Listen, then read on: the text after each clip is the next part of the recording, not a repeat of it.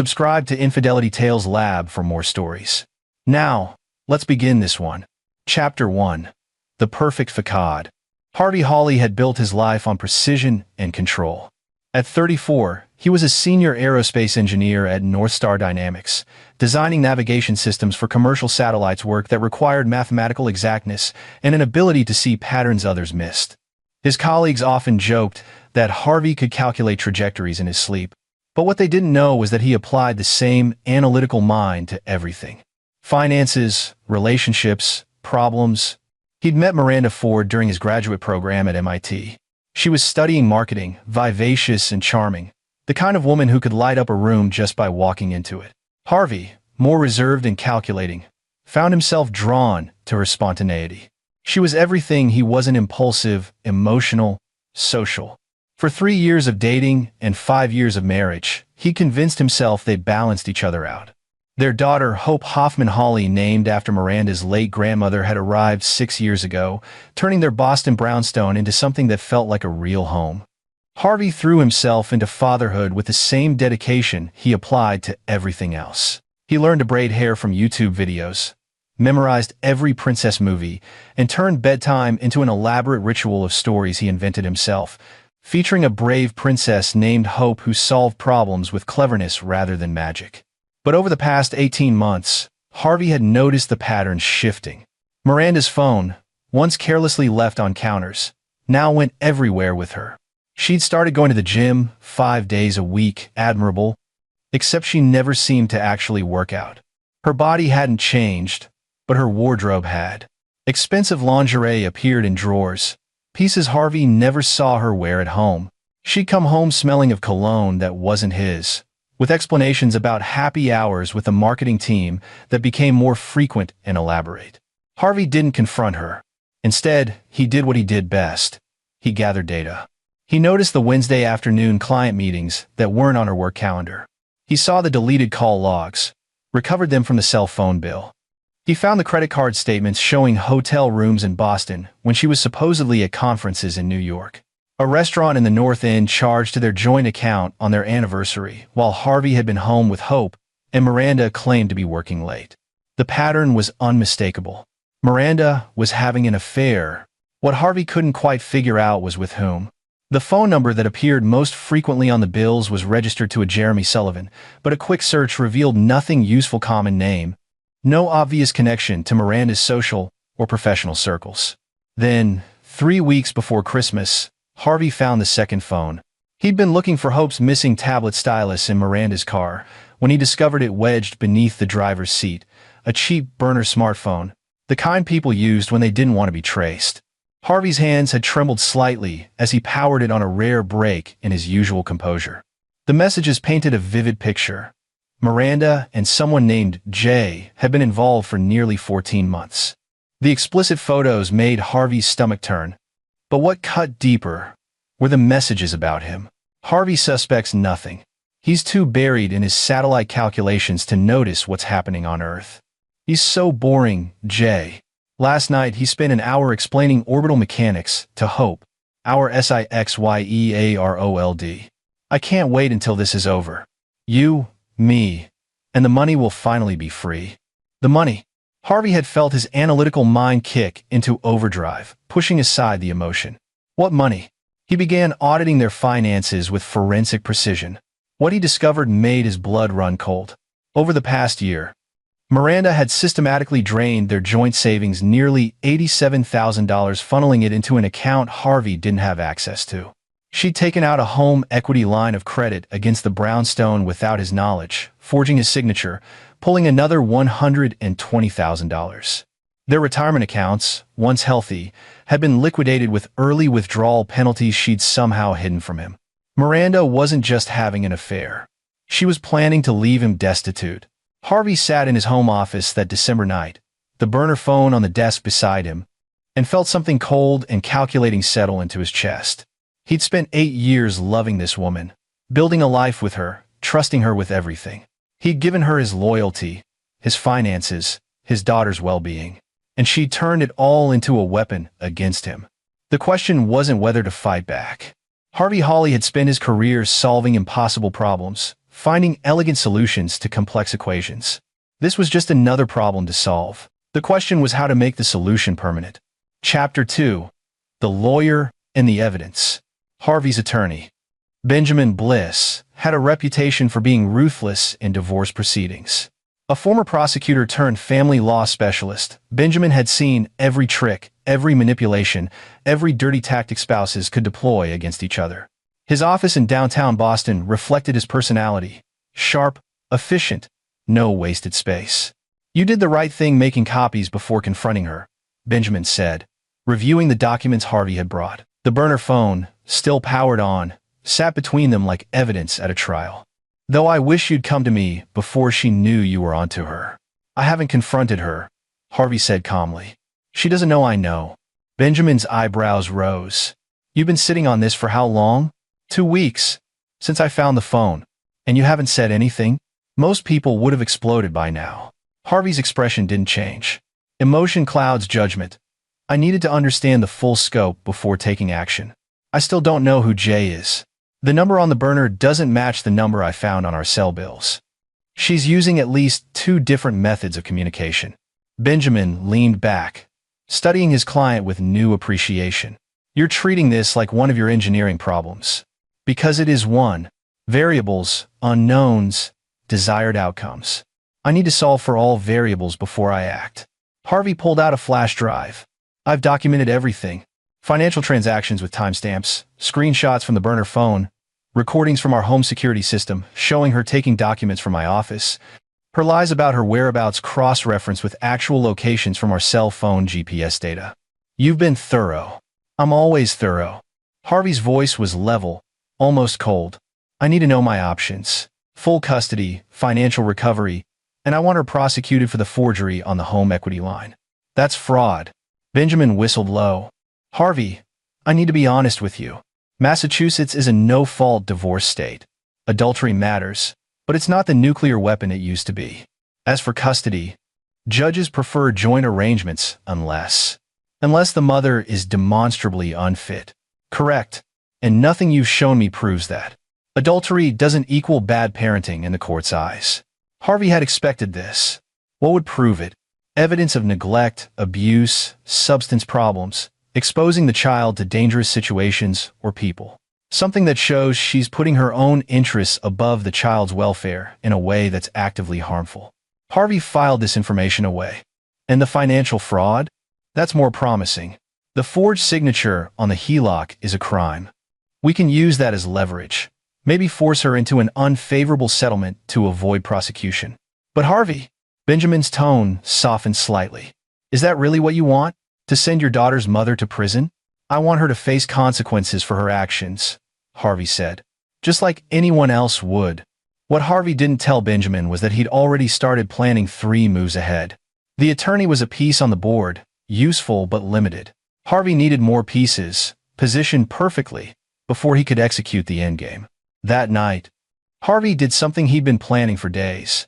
He created his own anonymous email account and sent a message to himself from Miranda's computer, using her login credentials he'd long ago memorized. The email contained suggestions for hiding assets during divorce proceedings, dated back several months using timestamp manipulation, a trick he'd learned in college that most people didn't know was possible. He'd need this later. Insurance.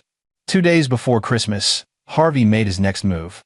He hired a private investigator named Clayton Barton, a former Boston PD detective who specialized in surveillance.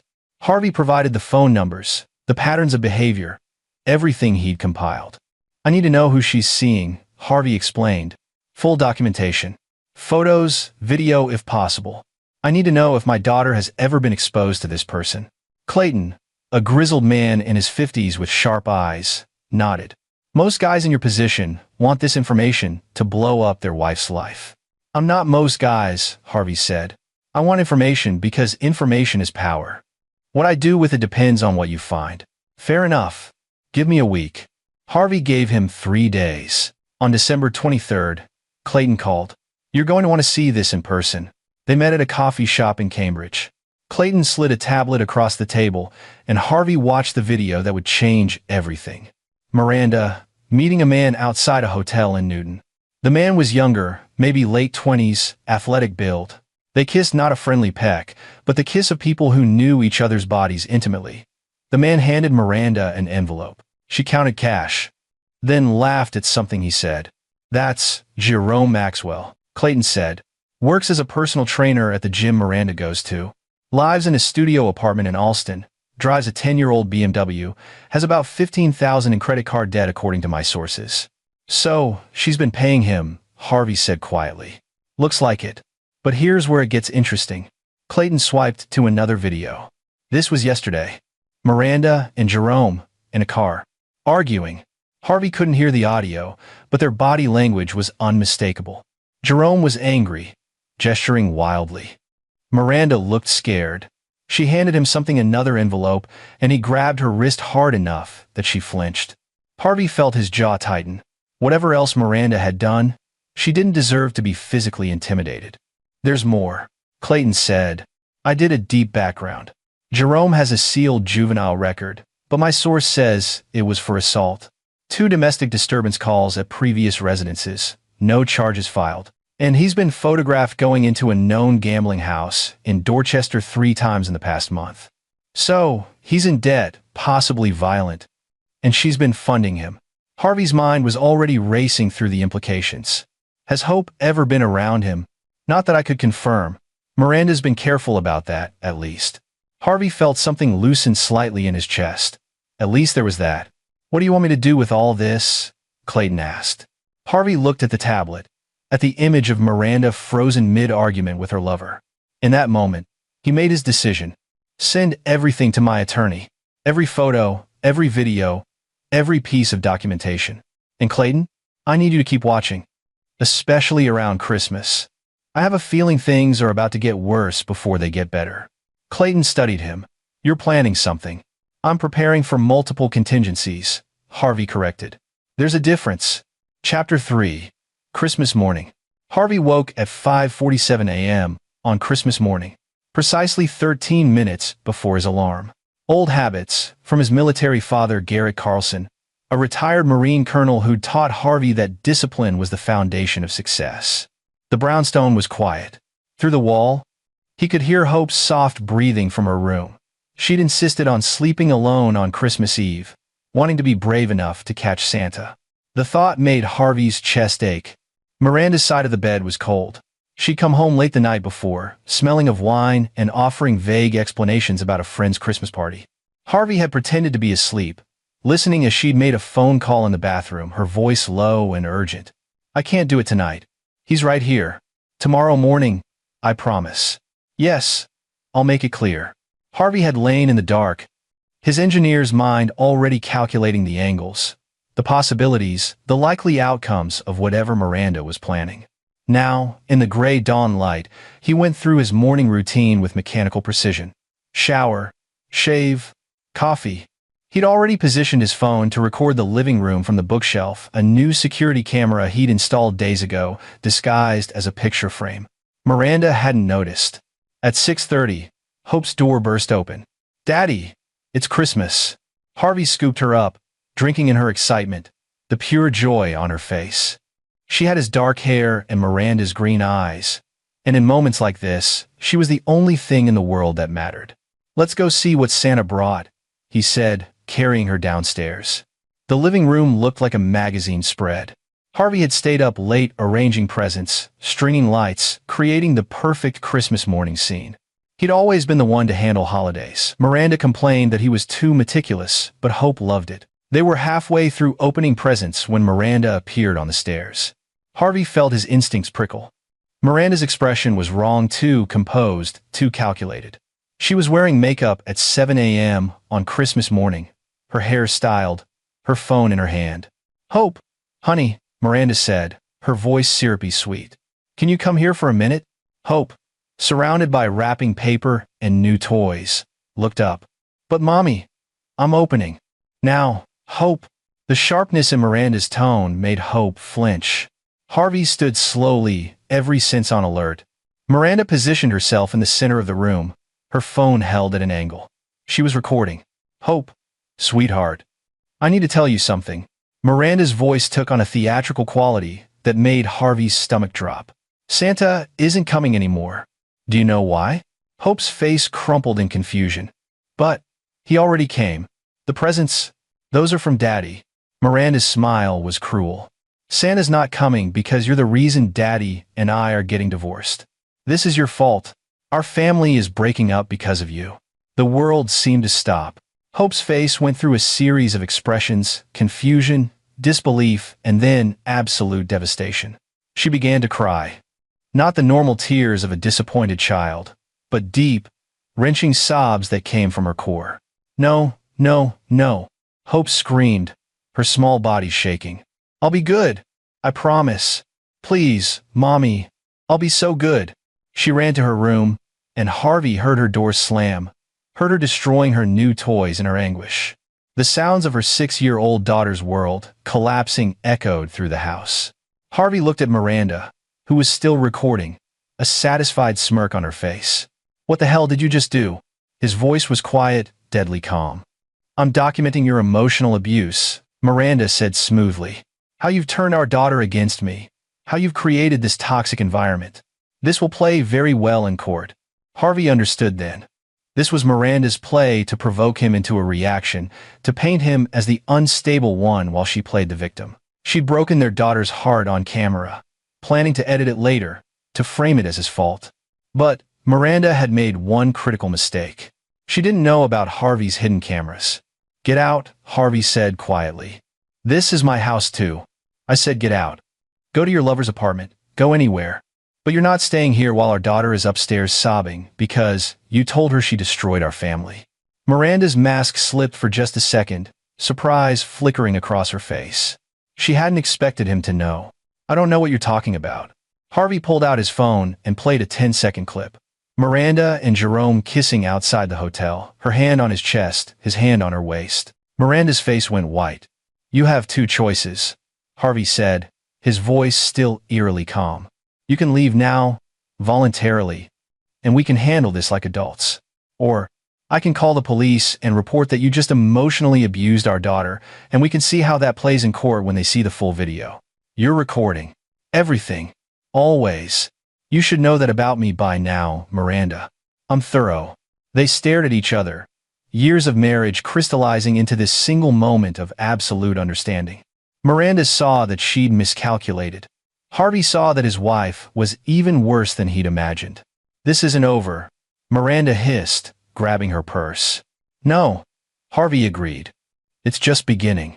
As the door slammed behind her, Harvey stood in his destroyed living room, wrapping paper and broken toys scattered around him, his daughter's sobs still echoing from upstairs. He pulled out his phone and did 3 things in rapid succession. First, he sent the full video from his hidden camera to Benjamin Bliss with a time-stamped email. Emergency. Client needs immediate consultation. Child welfare concerns. Second, he forwarded the same video to Clayton Barton with instructions to document wherever Miranda went next. Third, he sent the video to his own encrypted cloud storage, with copies to 3 separate backup systems. Then Harvey Hawley climbed the stairs to comfort his daughter, his mind already 3 steps ahead, calculating the exact moves that would end this game once and for all. Miranda had played her hand. She'd shown him exactly who she was. Now it was his turn. Chapter 4. The War Room. Harvey spent Christmas Day doing damage control.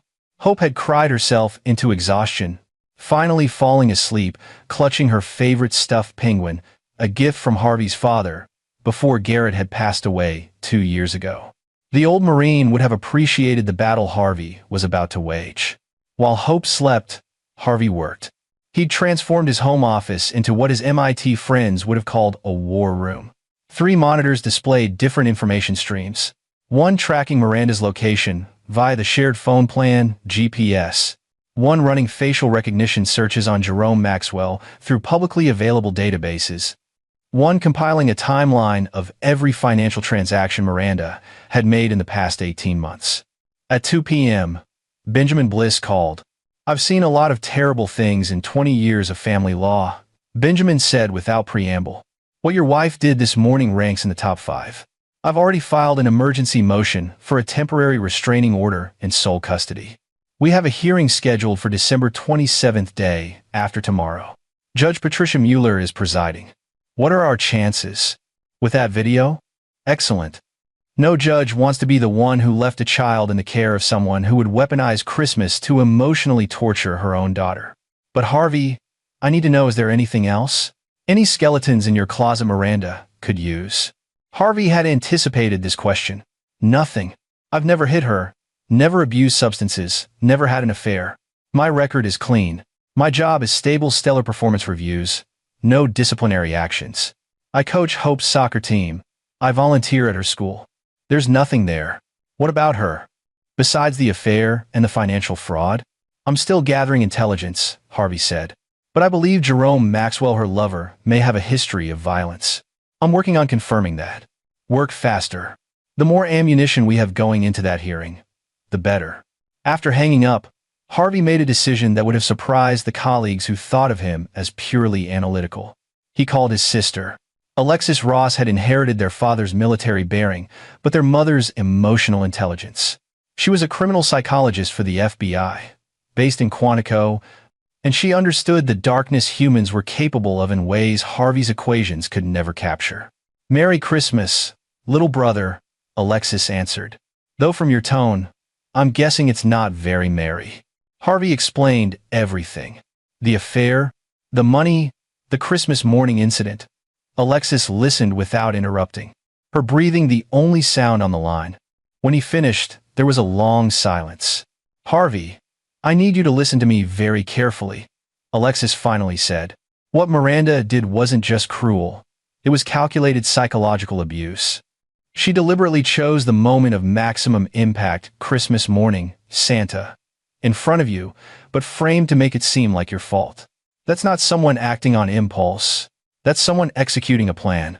"I know," Harvey said. "She was recording it. She wanted evidence of Hope's breakdown to use against me somehow. Which means she's thought this through. Which means she has a strategy, probably with legal advice. Harvey, you need to consider the possibility that Miranda isn't just having an affair and stealing money. She's building a case to destroy you. Why? Think about it. She's drained your accounts, taken out fraudulent loans, has been systematically lying for over a year. If you divorced normally, the forensic accountants would find all of it. She'd be liable for fraud, possibly face criminal charges. But if she could paint you as abusive, unstable, unfit, if she could get a judge to believe you were the problem, then suddenly she's the victim. The financial irregularities become evidence that she was preparing to escape an abusive situation." Harvey felt the pieces clicking into place. "She's not just leaving me. She's trying to preemptively destroy my credibility." Exactly. And the Christmas video was supposed to be part of that. She'd edit it, make it look like you drove Hope to hysterics, frame it as your fault. It backfired because she didn't know about your cameras. But Harvey, this means she's dangerous. People who plan this methodically don't stop when plan A fails. They move to plan B. "So, what do I do?" "Document everything. Trust no one." "And Harvey?" Alexis's voice softened. "You need to prepare for this to get worse before it gets better. People like Miranda, when they're cornered, they escalate. Protect Hope. Protect yourself. And for God's sake, stay 3 steps ahead." After they hung up, Harvey sat in the darkness of his office, thinking, Alexis was right. Miranda wasn't just an unfaithful wife. She was playing a long game, and Harvey had only just discovered he was a piece on the board. But Miranda had made a fatal error. She'd assumed Harvey was a passive player, someone who would react rather than strategize. She'd assumed his analytical nature made him weak. She was about to learn how wrong she was. At 7 p.m., Clayton Barton sent an update. Miranda had gone directly to Jerome's apartment and hadn't left. Clayton had photographs of them arguing on the fire escape. Jerome's body language aggressive, Miranda's defensive. Harvey studied the photos with clinical detachment. Then he drafted an email to Benjamin, laying out a strategy that would have made his father proud.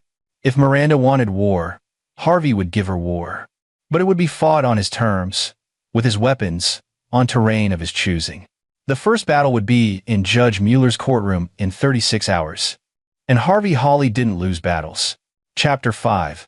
The Hearing. The courtroom was smaller than Harvey had expected, more like a conference room than the dramatic spaces from television. Judge Patricia Mueller presided from behind a simple desk, her gray hair pulled back severely, her expression neutral as she reviewed the emergency motion before her. Miranda sat across the aisle with her attorney, a sharp-dressed woman named Carol Roberts who specialized in representing wives in high-asset divorces. Carol had a reputation for aggressive tactics and winning settlements that left husbands financially devastated. Harvey had done his research. Carol Roberts won 73% of her cases, usually through intimidation and character assassination. She would come after him hard. "Mr. Bliss," Judge Mueller began, "you filed an emergency motion for temporary sole custody and a restraining order. That's a serious request. Walk me through your reasoning." Benjamin stood, projecting calm authority. "Your Honor, I'd like to begin by showing you a video from Christmas morning, recorded by the respondent herself." He played it on the courtroom screen. Harvey watched Miranda's face as her own voice filled the room. "Santa's not coming because you're the reason Daddy and I are getting divorced. This is your fault." Hope's sobs echoed through the courtroom. Harvey saw Judge Mueller's expression harden. When the video ended, there was silence. "Your Honor," Benjamin continued, "this wasn't a moment of poor judgment. This was calculated psychological abuse of a 6-year-old child. Mrs. Hawley deliberately chose Christmas morning to tell her daughter that she was responsible for destroying their family. She recorded it, and the evidence suggests this was part of a larger pattern of behavior designed to alienate the child from my client." Carol Roberts stood smoothly. "Your Honor, what we're seeing is a brief moment taken completely out of context. My client was under enormous stress from months of emotional abuse by Mr. Hawley. Yes, her words were poorly chosen, but they came from a place of genuine anguish over." "Counselor," Judge Mueller interrupted, her voice like ice. "I've been on the bench for 17 years. I've seen desperate mothers, abused women, people at their breaking point. What I just watched wasn't desperation. It was cruelty. With a camera running." Carol's jaw tightened. "Your Honor, if we could present our evidence of Mr. Hawley's controlling behavior, you'll have your opportunity." "Mr. Bliss, is there additional evidence?" Benjamin presented it systematically. The burner phone with explicit messages about Harvey being too boring to notice. The financial fraud documentation showing Miranda's systematic draining of accounts. The forged signature on the home equity line.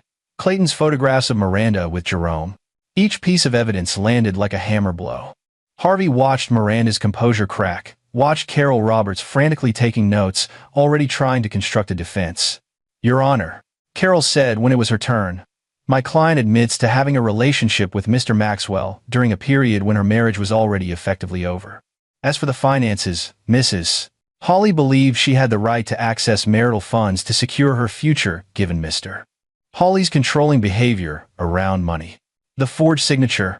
Judge Mueller asked pointedly. "A misunderstanding. She believed her husband had given verbal consent. That's a crime, counselor. That's fraud. Don't insult my intelligence by calling it a misunderstanding." Carol changed tactics. "Your Honor, what about Mr. Hawley's behavior? Installing hidden cameras throughout the home without his wife's knowledge? That's a massive invasion of privacy. Who knows what else he's been monitoring, controlling?" "The cameras were installed in common areas with audio disabled, fully compliant with Massachusetts law," Benjamin countered. "Mr. Hawley installed them after suspecting infidelity, which this evidence confirms. And those cameras are the only reason we have proof of Mrs. Hawley's Christmas morning abuse." Judge Mueller held up a hand. "I've heard enough. Here's my ruling." The courtroom went silent. "Mrs. Hawley, what you did on Christmas morning was unconscionable. No matter the state of your marriage, no matter what grievances you have with your husband, you do not weaponize a child's belief in Santa Claus to inflict emotional pain. The fact that you recorded it suggests premeditation, which makes it even worse." Miranda's face was pale. "I'm granting the temporary restraining order. Mrs. Hawley, you are to have no contact with your daughter except supervised visits. 2 hours per week, supervised by a court-appointed monitor. You are not to come within 500 feet of the family home." "Your Honor, please," Carol began. "I'm not finished. As for custody, Mr. Hawley is granted temporary sole physical and legal custody pending a full hearing. We'll schedule that for January 15th. That gives both parties time to gather evidence for their claims. Judge Mueller fixed Miranda with a hard stare. Mrs. Hawley, I'm also ordering you to undergo a psychological evaluation before the next hearing. And I'm referring the matter of the forged home equity signature to the district attorney's office for review of potential criminal charges. Harvey kept his expression neutral, but inside, he felt the first piece of his strategy click into place. Perfect. This hearing is adjourned, Judge Mueller said, her gavel falling with finality. In the hallway afterward, Miranda cornered Harvey while their attorneys were filing paperwork. You bastard, she hissed, her mask of composure completely gone. You think you've won? You have no idea what's coming. I know exactly what's coming, Harvey said calmly. You're going to try to destroy me however you can. You'll lie, manipulate, maybe even escalate to false accusations. You're desperate now, and desperate people make mistakes. I gave you 8 years of my life. You gave me 8 years of lies. There's a difference. Harvey leaned in slightly, his voice dropping. Here's what's going to happen. Miranda, you're going to lose. You're going to lose custody. You're going to lose financially. And if I have my way, you're going to face criminal charges for fraud. Because I'm not the boring, oblivious man you thought I was. I'm the man who sees patterns, who solves problems, who plans ahead. Jerome will. Jerome is a broke personal trainer with a violent history who's been using you for money. You think he'll stick around when the money stops? When you're facing legal consequences? Harvey's smile was cold. You chose your allies poorly. He walked away, leaving Miranda trembling with rage in the courthouse hallway. Outside, Benjamin caught up to him. That went better than I expected. Mueller hates parental alienation cases. She's got grandkids. But Harvey, Carol Roberts is going to come back harder. She'll dig into every aspect of your life, looking for anything to use against you. Let her dig, Harvey said. There's nothing to find. What Harvey didn't say was that he was already planning the next phase. Judge Mueller's ruling had given him temporary safety, but the January 15th hearing would be the real battle. And, between now and then, Harvey needed to ensure Miranda's position became completely untenable. He had 17 days. It would be enough. Chapter 6. The Escalation. On New Year's Eve, Miranda made her next move. Harvey was at home with Hope, who was finally starting to smile again after the trauma of Christmas. They were building a blanket fort in the living room, Hope's laughter filling the brownstone when Harvey's phone buzzed. It was a text from an unknown number, a photo of him at the grocery store that morning, taken from a distance. No message, just the photo. Harvey's blood ran cold. Someone was watching him. He immediately called Clayton. I need counter-surveillance. Now.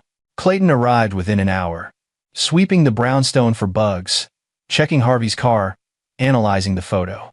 This was taken from about 50 yards away, telephoto lens, professional-grade equipment. Someone's tailing you. Miranda? More likely Jerome, or someone they hired. Clayton's expression was grim. This is intimidation. They want you looking over your shoulder, making mistakes. Harvey had expected escalation, but not this quickly. He called Benjamin.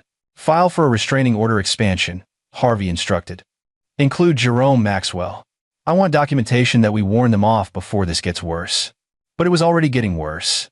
On January 2nd, Harvey's boss at North Star Dynamics, Martin Copeland, called him into his office. Harvey, we need to talk about some allegations we've received. Harvey's instincts prickled. What allegations? Martin looked uncomfortable. We received an anonymous tip that you've been using company resources for personal matters. Specifically, using our computers to hack into your wife's email accounts. Using company time to build surveillance systems for your home. Harvey's mind raced.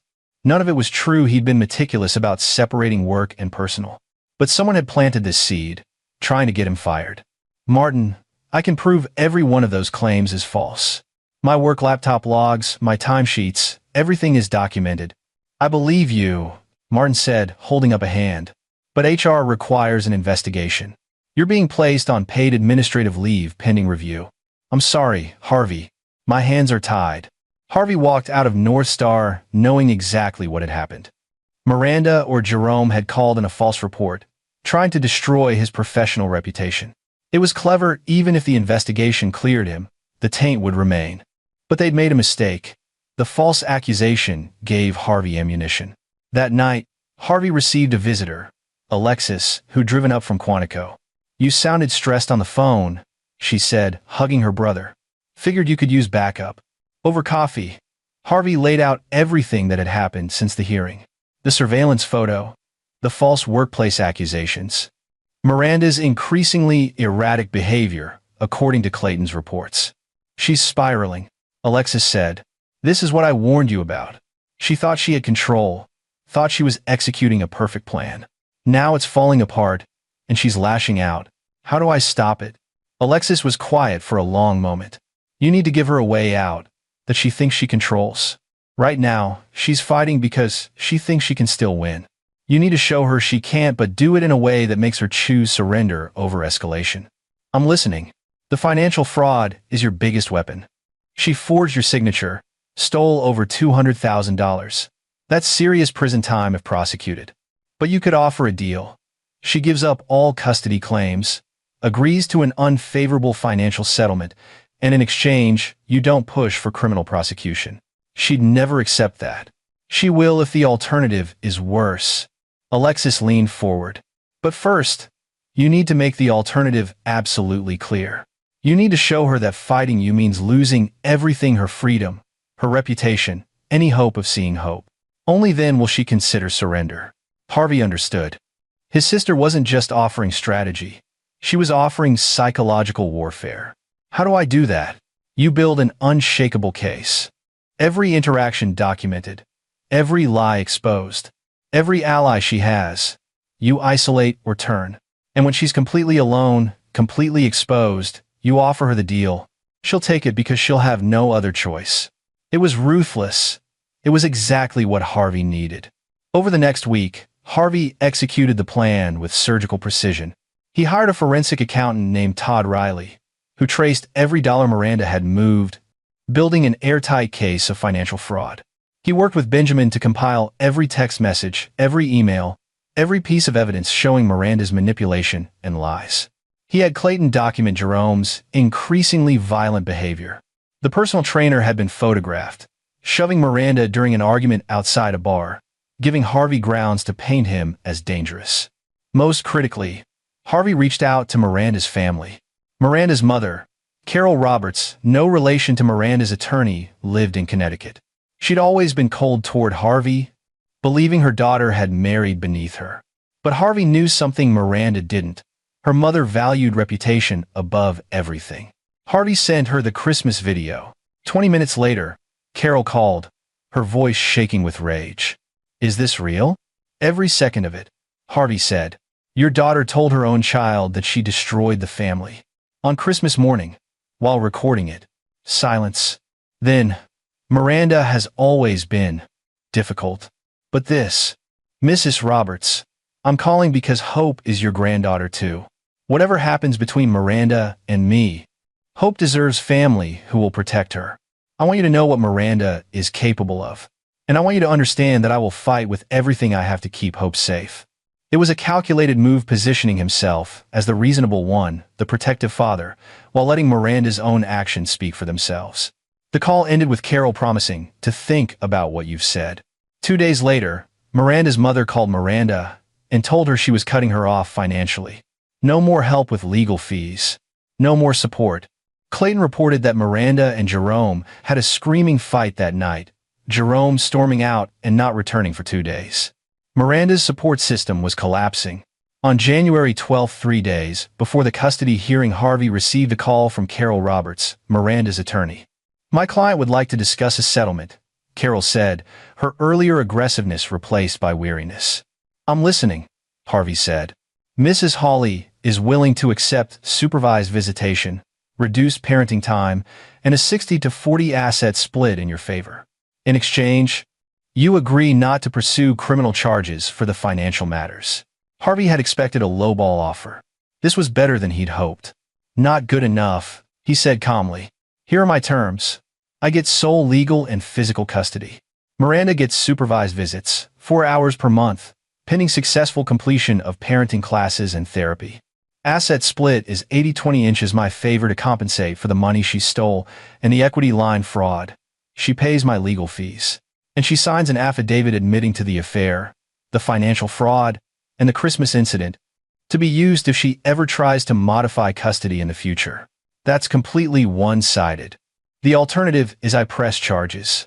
Your client forged my signature on a $120,000 loan. That's 5 to 10 years in prison. She drained our accounts. She emotionally abused our daughter on camera. I have evidence of all of it. So yes, my offer is one-sided. Because I hold all the cards. Silence on the line. I'll present it to my client, Carol finally said. Harvey knew Miranda would reject it. She still thought she could win, still thought she could fight her way out. But he'd set the trap. And in 3 days, it would spring shut. Chapter 7. The Final Hearing. The custody hearing on January 15th was held in the same courtroom. But the atmosphere was different. This wasn't an emergency motion, but a full evidentiary hearing. Judge Mueller had allocated 3 hours. Harvey sat beside Benjamin, his evidence organized in perfect chronological order. Across the aisle, Miranda looked haggard, the weeks of stress showing in her face, her movements jerky and nervous. Jerome wasn't in attendance. Clayton's intelligence suggested they'd had another fight, this one possibly permanent. Carol Roberts stood and began her presentation. Your Honor, my client acknowledges that she made serious errors in judgment. The Christmas incident was indefensible, and Mrs. Hawley has been attending therapy to address her behavior.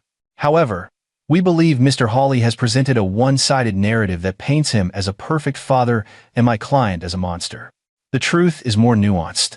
She presented character witnesses, Miranda's former co-workers who described her as dedicated and caring, her therapist who testified she was making progress, a parenting expert who argued that one incident, however terrible, shouldn't define someone's entire fitness as a mother. It was competent, almost persuasive. If Harvey hadn't had his counter-evidence, it might have worked. Then it was Benjamin's turn. He called Todd Riley, the forensic accountant, who walked through every fraudulent transaction with clinical precision, $207,000 stolen over 14 months. Forged signatures, hidden accounts.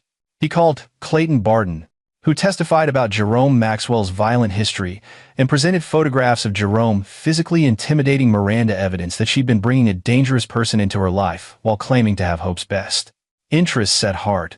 He presented phone records showing Miranda had been lying about her whereabouts for over a year, creating elaborate cover stories while she was with her lover. Most devastatingly, he called Dr. Andrea Dennis, a child psychologist who'd evaluated Hope over the past 2 weeks. Hope is suffering from acute anxiety and trust issues directly traceable to the Christmas incident, Dr. Dennis testified.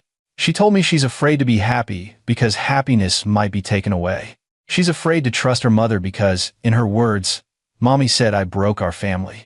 This child has been psychologically traumatized. Harvey watched Miranda flinch at each detail, watched her attorney frantically scribbling notes, trying to find weaknesses in the testimony. There were none. Harvey had been thorough. When it was Miranda's turn to testify, Carol tried to rehabilitate her image. Miranda spoke about being a loving mother, about how the Christmas incident was an aberration born of emotional distress, about how she wanted to repair her relationship with Hope. Then Benjamin cross-examined her. Mrs. Hawley, when did your relationship with Jerome Maxwell begin? Last February, Miranda admitted quietly. And when did you start moving money into secret accounts? Around the same time. So your affair and your financial fraud began simultaneously. Is that a coincidence? We've been having problems. I needed to protect myself. By forging your husband's signature? By lying to credit institutions? By stealing from your marital assets? Benjamin's voice was sharp. You weren't protecting yourself, Mrs. Hawley. You were planning to leave your husband destitute while you started a new life with your lover. That's not. You told your daughter on Christmas morning that she was responsible for your divorce. Why? Miranda's composure cracked. I was angry. Harvey had just confronted me about Jerome, and So you took your anger at your husband out on your 6-year-old daughter. You told her Santa wouldn't come because she destroyed your family. While recording it, I made a mistake. A mistake suggests an accident. You planned this. You positioned your phone, you chose your words carefully, and you broke your daughter's heart deliberately. Didn't you? Miranda was crying now, mascara running. I didn't mean to hurt her. But you did hurt her. Severely. Dr. Dennis testified that Hope suffers from anxiety and trust issues directly caused by your actions. Do you dispute that? No, Miranda whispered. Judge Mueller called a 15-minute recess. Harvey watched Miranda collapse into her attorney's arms, sobbing. When they reconvened, Judge Mueller had clearly made her decision. I've presided over hundreds of custody cases, she began. Most of them involve good people in bad situations, trying to navigate divorce while minimizing harm to their children. This is not one of those cases. She fixed Miranda with a hard stare. Mrs. Hawley, what you did on Christmas morning was one of the cruelest acts of parental manipulation I've encountered in my career. You didn't just make a mistake in anger. You planned it, executed it, and recorded it. You weaponized your daughter's innocence to hurt your husband, with no regard for the psychological damage you were inflicting on a child. Miranda was openly weeping. Furthermore, the financial fraud is extensive and premeditated. You didn't just take money, you forged documents, lied to institutions, and stole over $200,000 from your family. That demonstrates a pattern of deception and self-interest that makes me question your judgment in every aspect of parenting. Judge Mueller turned to Harvey. Mr. Hawley, by contrast, has demonstrated stability, thoughtfulness, and genuine concern for his daughter's welfare. He's been the primary caretaker in many ways. He has a stable job, a clean record, and has done everything possible to protect his daughter during this process. She looked at her notes. Here's my ruling. Mr. Hawley is granted sole legal and physical custody of Hope Hawley. Mrs. Hawley is granted supervised visitation, 4 hours per month, with the possibility of increased time after 6 months of demonstrated stability and successful completion of parenting classes and therapy. Miranda gasped, but Judge Mueller continued. Asset division will be 7-5, 25 inches Mr. Hawley's favor to account for the financial fraud. Mrs. Hawley will be responsible for her own legal fees. And I'm recommending to the district attorney that criminal charges be pursued for the signature forgery on the home equity line. She closed her folder. This marriage is dissolved. I hope, Mrs. Hawley, that you use this time to reflect on your choices and their consequences. And I hope you eventually repair your relationship with your daughter, though you've made that road incredibly difficult. The gavel fell. Harvey felt a weight lift from his shoulders.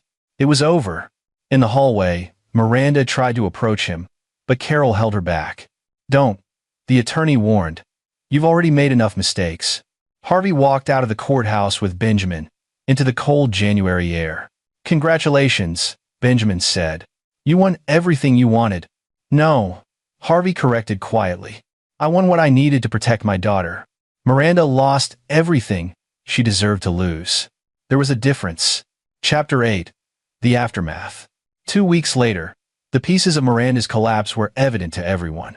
Jerome Maxwell had indeed left her, draining the last of the money she'd stolen before disappearing. Miranda was living in a studio apartment in Somerville, working a retail job to pay her bills. Her mother had cut her off completely after learning the full extent of her behavior. The district attorney's office had filed charges for the forged home equity signature. Miranda's trial was scheduled for March. Harvey, meanwhile, had settled back into a routine with Hope. He'd been reinstated at work after the investigation cleared him completely. The false accusations had actually backfired, making his employers sympathetic and leading to a promotion when his dedication became clear. Hope was in therapy, slowly healing. She still had nightmares sometimes, still asked questions about why Mommy had been so mean. But Dr. Dennis was optimistic about her recovery.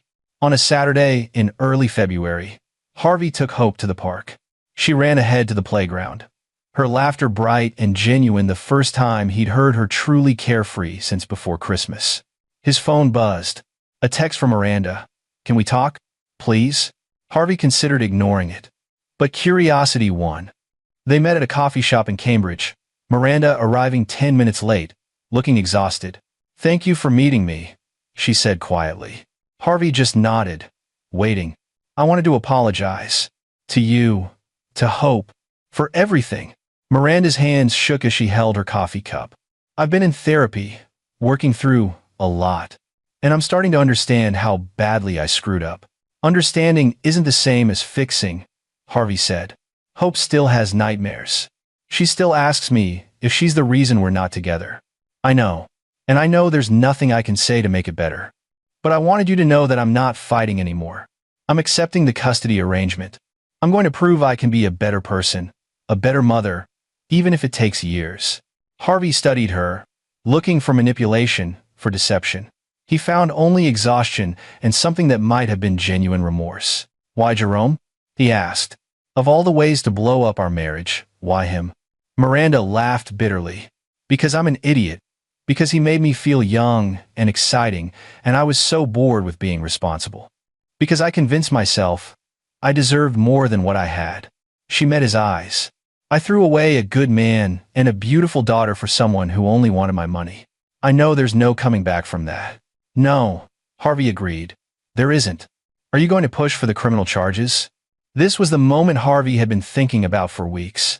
The DA's case was strong. Miranda would likely be convicted, serve at least 2 years.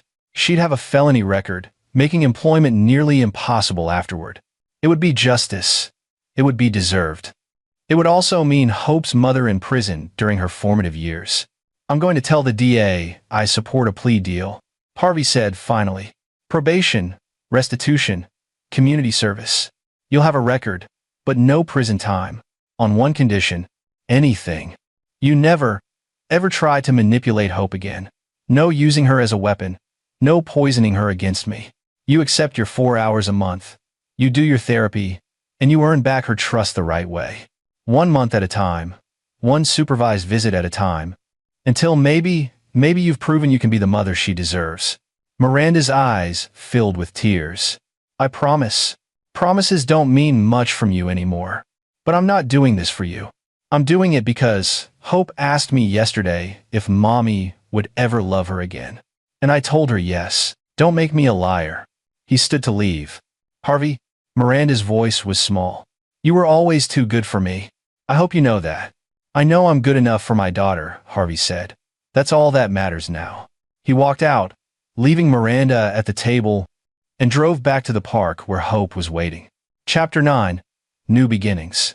6 months later, Harvey stood in the kitchen of the brownstone, making pancakes on a Saturday morning. Hope sat at the counter, chattering about her upcoming dance recital, about her new best friend at school, about whether they could get a dog. The house felt different now, lighter, somehow. Harvey had redecorated, removing the last traces of Miranda's presence, making it truly his and Hope's space. Photos of Garrett Carlson, Hope's grandfather, now hung in the hallway. The old Marine's stern, but loving face watching over them. Alexis visited monthly, her FBI schedule permitting. She'd become Hope's favorite aunt, teaching her about forensics and crime scene investigation in age-appropriate ways that made the little girl feel like a detective. Miranda's supervised visits had been adequate. Not warm, not especially maternal, but adequate. She showed up on time, brought appropriate activities, and never said anything inappropriate. It was the bare minimum, but it was progress. The criminal case had resolved with a plea deal as Harvey had arranged 3 years probation, full restitution of the stolen money, 500 hours of community service. Miranda had avoided prison but would be paying back what she'd stolen for the next decade. Jerome Maxwell, it turned out, had fled to Florida with what remained of Miranda's money and gotten arrested 3 months later for assault. He was currently serving 18 months in a correctional facility in Tampa. Miranda had dodged a bullet there, however painful the lesson. But all of that was background noise to Harvey now. His focus was on the little girl eating pancakes and planning her future with the boundless optimism of childhood restored. Daddy, Hope asked, can Grandma Alexis come to my recital? She already said she wouldn't miss it, Harvey assured her. And will Mommy come? This question still came sometimes, usually without warning. Harvey had learned to navigate it carefully. That's not her day to visit, sweetie. But I'll record it for her if you want. Hope considered this. Okay, but mostly I want you there. And Aunt Alexis, and maybe someday, a dog? Harvey laughed. We'll see about the dog. His phone buzzed a message from work. He'd been promoted again, now leading the entire satellite navigation division. The false accusations had ultimately highlighted his value when they'd been disproven, and Northstar had committed to making sure he knew he was appreciated. But more importantly, the new schedule gave him more time with Hope. He negotiated to work from home 3 days a week, a flexibility his old position hadn't offered. Everything Miranda had tried to destroy, Harvey had rebuilt stronger.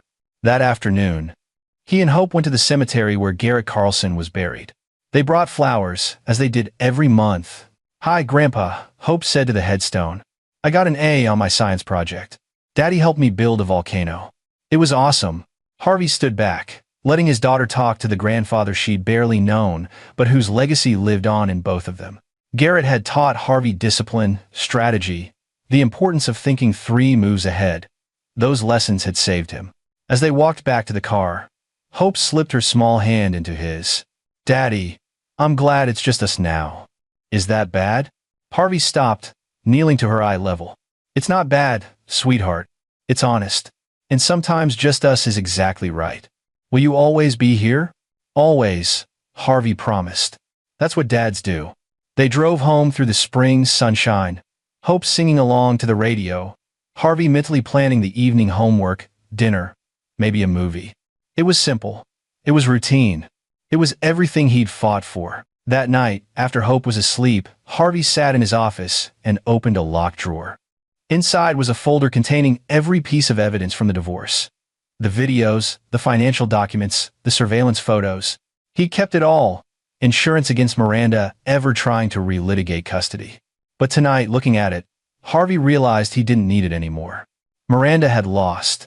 Not because Harvey had destroyed her, though he could have. She'd lost because she destroyed herself. Her greed, her cruelty, her short-sighted manipulation had all collapsed under their own weight. Harvey had simply been smart enough to get out of the way and let it happen. He closed the folder and locked it away. Tomorrow was Sunday. Hope had soccer practice, which Harvey coached. Afterward, they'd get ice cream, their weekend tradition. Simple pleasures, simple moments. Miranda had tried to take everything from him. His money, his reputation, his daughter, his peace. Instead, Harvey Hawley had taken everything that mattered and built a life from it. A life he'd fought for. A life he'd earned. A life worth protecting. And as he turned off the office light and climbed the stairs to check on his sleeping daughter one last time before bed, Harvey allowed himself a rare smile. He'd won. Not through luck or accident, but through patience, intelligence, and the kind of strategic thinking that turned every adversary's strength into weakness. Miranda had underestimated him. Jerome had underestimated him. Even Carol Roberts, with all her courtroom experience, had underestimated him. They'd all assumed that, because Harvey was quiet, analytical, reserved, he was weak. They'd learned better. And now, watching Hope sleep peacefully in her room, no more nightmares about destroyed Christmases, no more tears about breaking up families. Harvey knew that every calculated move, every strategic decision, every moment of staying 3 steps ahead had been worth it. His daughter was safe. His life was his own. And the people who tried to destroy both had paid the price they'd earned. Justice, Harvey reflected, wasn't always dramatic or cinematic. Sometimes it was just a father and daughter building a life together, one careful step at a time. And there you have it. Another story comes to an end. What did you think? I'd love to hear your thoughts in the comments below. If you enjoy this story, consider joining our community by subscribing. It means the world to us. For more stories like this one, check out the recommended videos on screen. And I'll see you there. Welcome back to another episode of Infidelity Tales Lab. We're thankful for your continued viewership. Before we begin, tell us, where in the world are you watching from? We love knowing our global reach. Now, let's dive into today's story. Chapter 1, The Perfect Life. Derek Rodriguez had always believed in absolutes. In his 12 years as a Marine Corps reconnaissance specialist, there was mission success or mission failure, life or death, trust or betrayal. No gray areas, no second chances. Now, at 38, he applied that same unwavering logic to his civilian life as a private security consultant for high-profile clients. His wife of 10 years, Linda, often joked that he was too rigid, too serious. "You need to learn to bend, Derek, or you'll break," she'd say with that laugh that once made his heart skip. Their 6-year-old son, Timothy, was the perfect blend of both parents, Derek's determination and Linda's charm. At least, that's what Derek thought until 3 months ago when strange inconsistencies began appearing in his perfectly ordered world.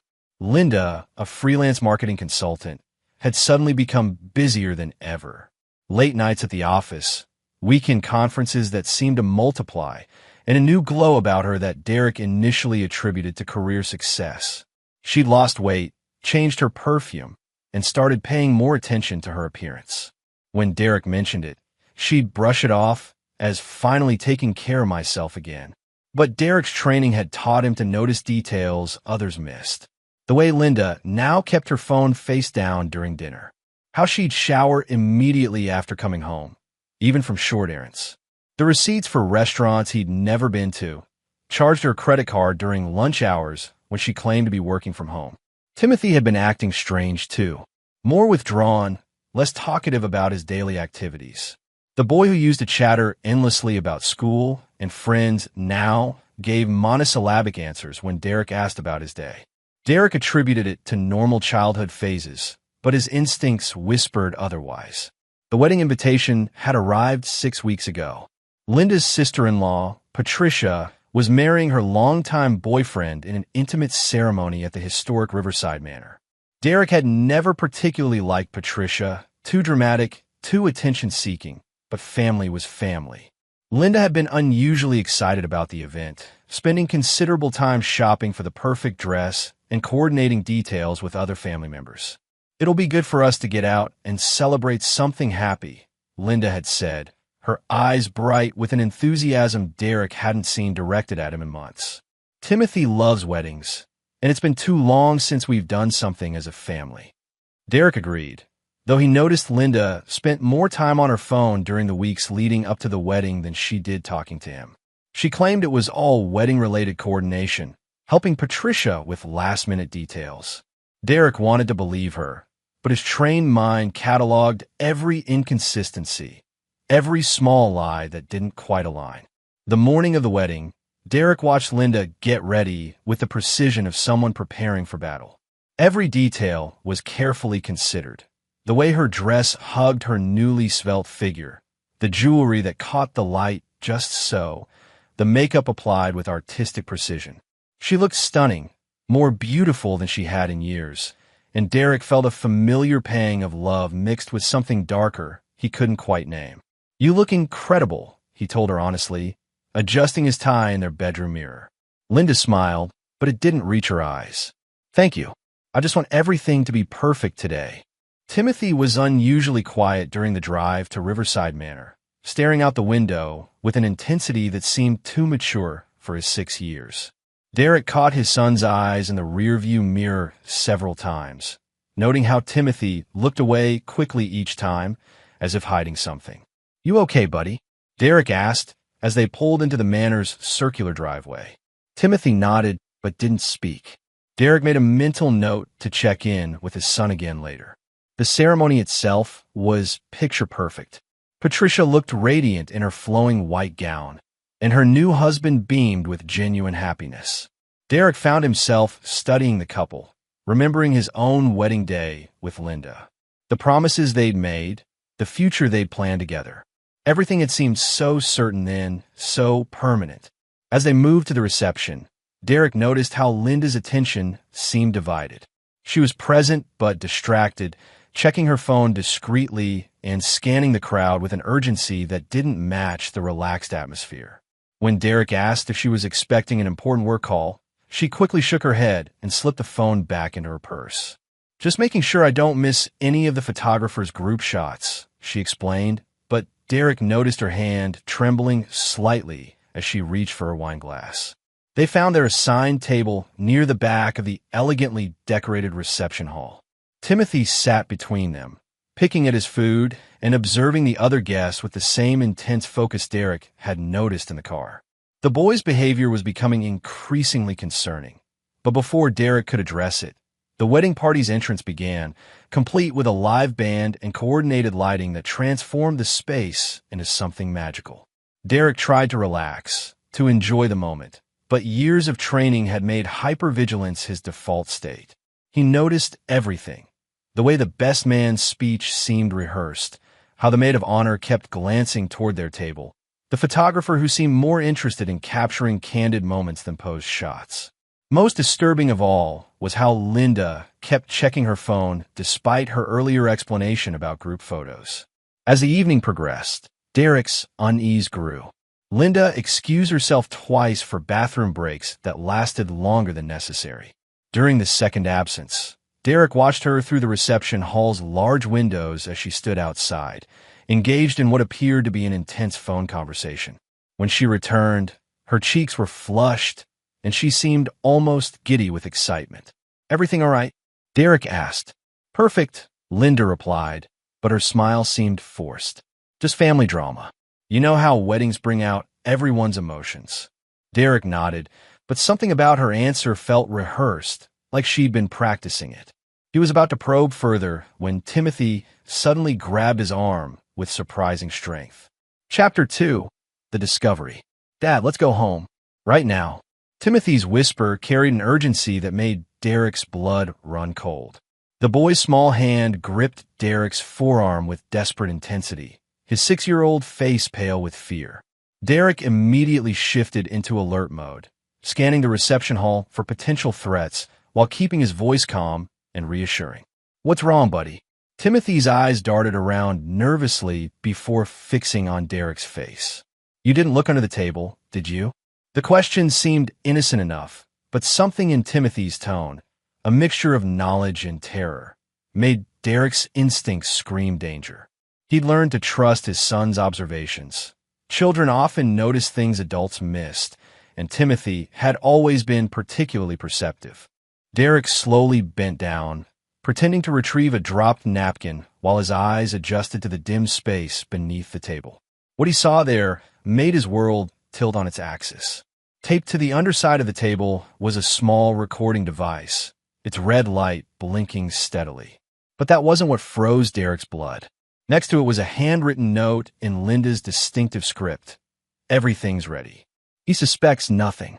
After the toast, we'll have everything we need." Derek's military training kicked in automatically. His face remained neutral, his breathing steady, but internally, every alarm was sounding. He straightened slowly, his mind racing through possibilities and implications. The recording device explained Linda's insistence on this particular table, her nervous energy, her phone calls. Someone was documenting their conversation, their interaction as a family. He looked at Timothy, really looked at him, and saw not a confused 6-year-old, but a child carrying the weight of adult knowledge. "How long have you known?" Derek asked quietly. Timothy's lower lip trembled. "I heard Mommy talking on the phone last week. She said mean things about you, Daddy. Really mean things. And she was talking to Uncle Bryce." Uncle Bryce, Derek's older brother by 3 years, the successful real estate developer who had always resented Derek's military service and close relationship with their father. Bryce had been the golden child until Derek enlisted and earned their father's respect through service and sacrifice. The sibling rivalry had never truly died, but Derek had never imagined it would manifest in such betrayal. "What kind of mean things?" Derek asked, keeping his voice gentle despite the rage building in his chest. Timothy glanced around to make sure no one was listening, then leaned closer. "She said you were boring and mean, and that she couldn't wait to take half of everything and start over. And Uncle Bryce said he loved her and they could be together soon." The pieces clicked into place with devastating clarity. Linda's behavior, her late nights, her sudden interest in fitness and appearance. It wasn't for herself or her career. It was for Bryce. Derek's own brother had been systematically seducing his wife, probably for months or even years. The recording device wasn't random. It was part of a calculated plan to gather evidence for what would undoubtedly be a vicious divorce designed to destroy Derek financially and emotionally. Derek's hands remained steady as he reached for his water glass. But inside, something fundamental shifted.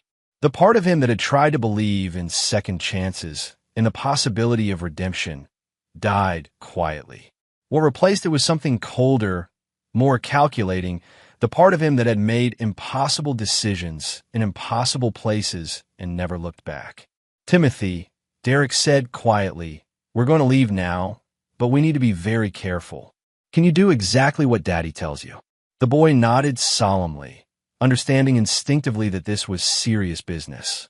Derek reached into his jacket and palmed his phone, activating the camera function with practiced discretion. He took several photos of the recording device and note, making sure to capture Linda's handwriting clearly. Then he sent a quick text to his personal attorney. Emergency meeting tomorrow morning. Evidence of adultery and conspiracy. Linda returned from her latest bathroom break, just as Derek was helping Timothy into his jacket. Her face fell when she saw them preparing to leave. Where are you going? The reception is just getting started. Timothy isn't feeling well, Derek replied smoothly. I think it's best if we head home early. Linda's eyes darted to the table, then back to Derek's face, searching for any sign that her plan had been discovered.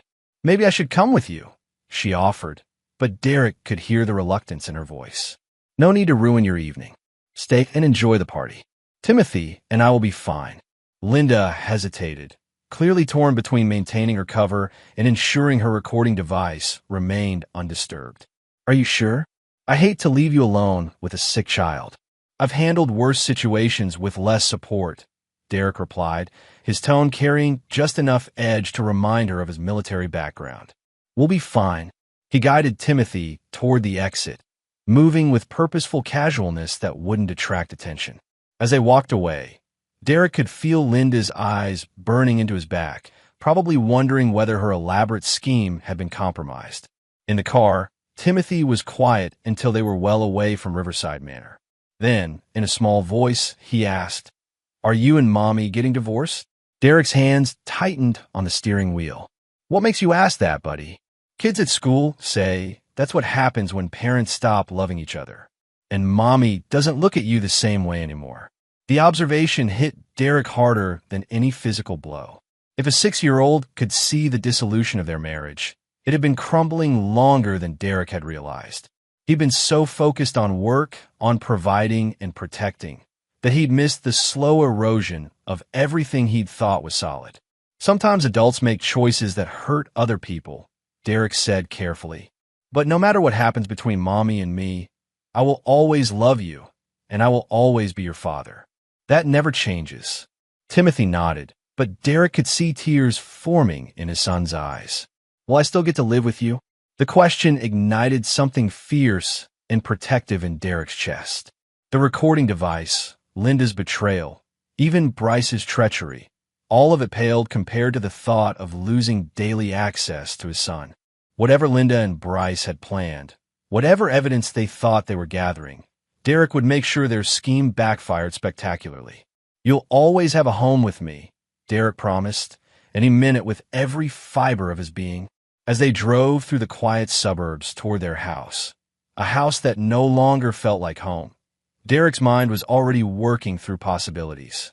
His military contacts, his security industry connections, his intimate knowledge of surveillance and counter-surveillance techniques. Linda and Bryce thought they were playing chess, but they just declared war on someone who'd spent his career in much deadlier games. Derek Rodriguez had never lost a mission that mattered. He didn't intend to start now. Chapter 3. The Gathering Storm.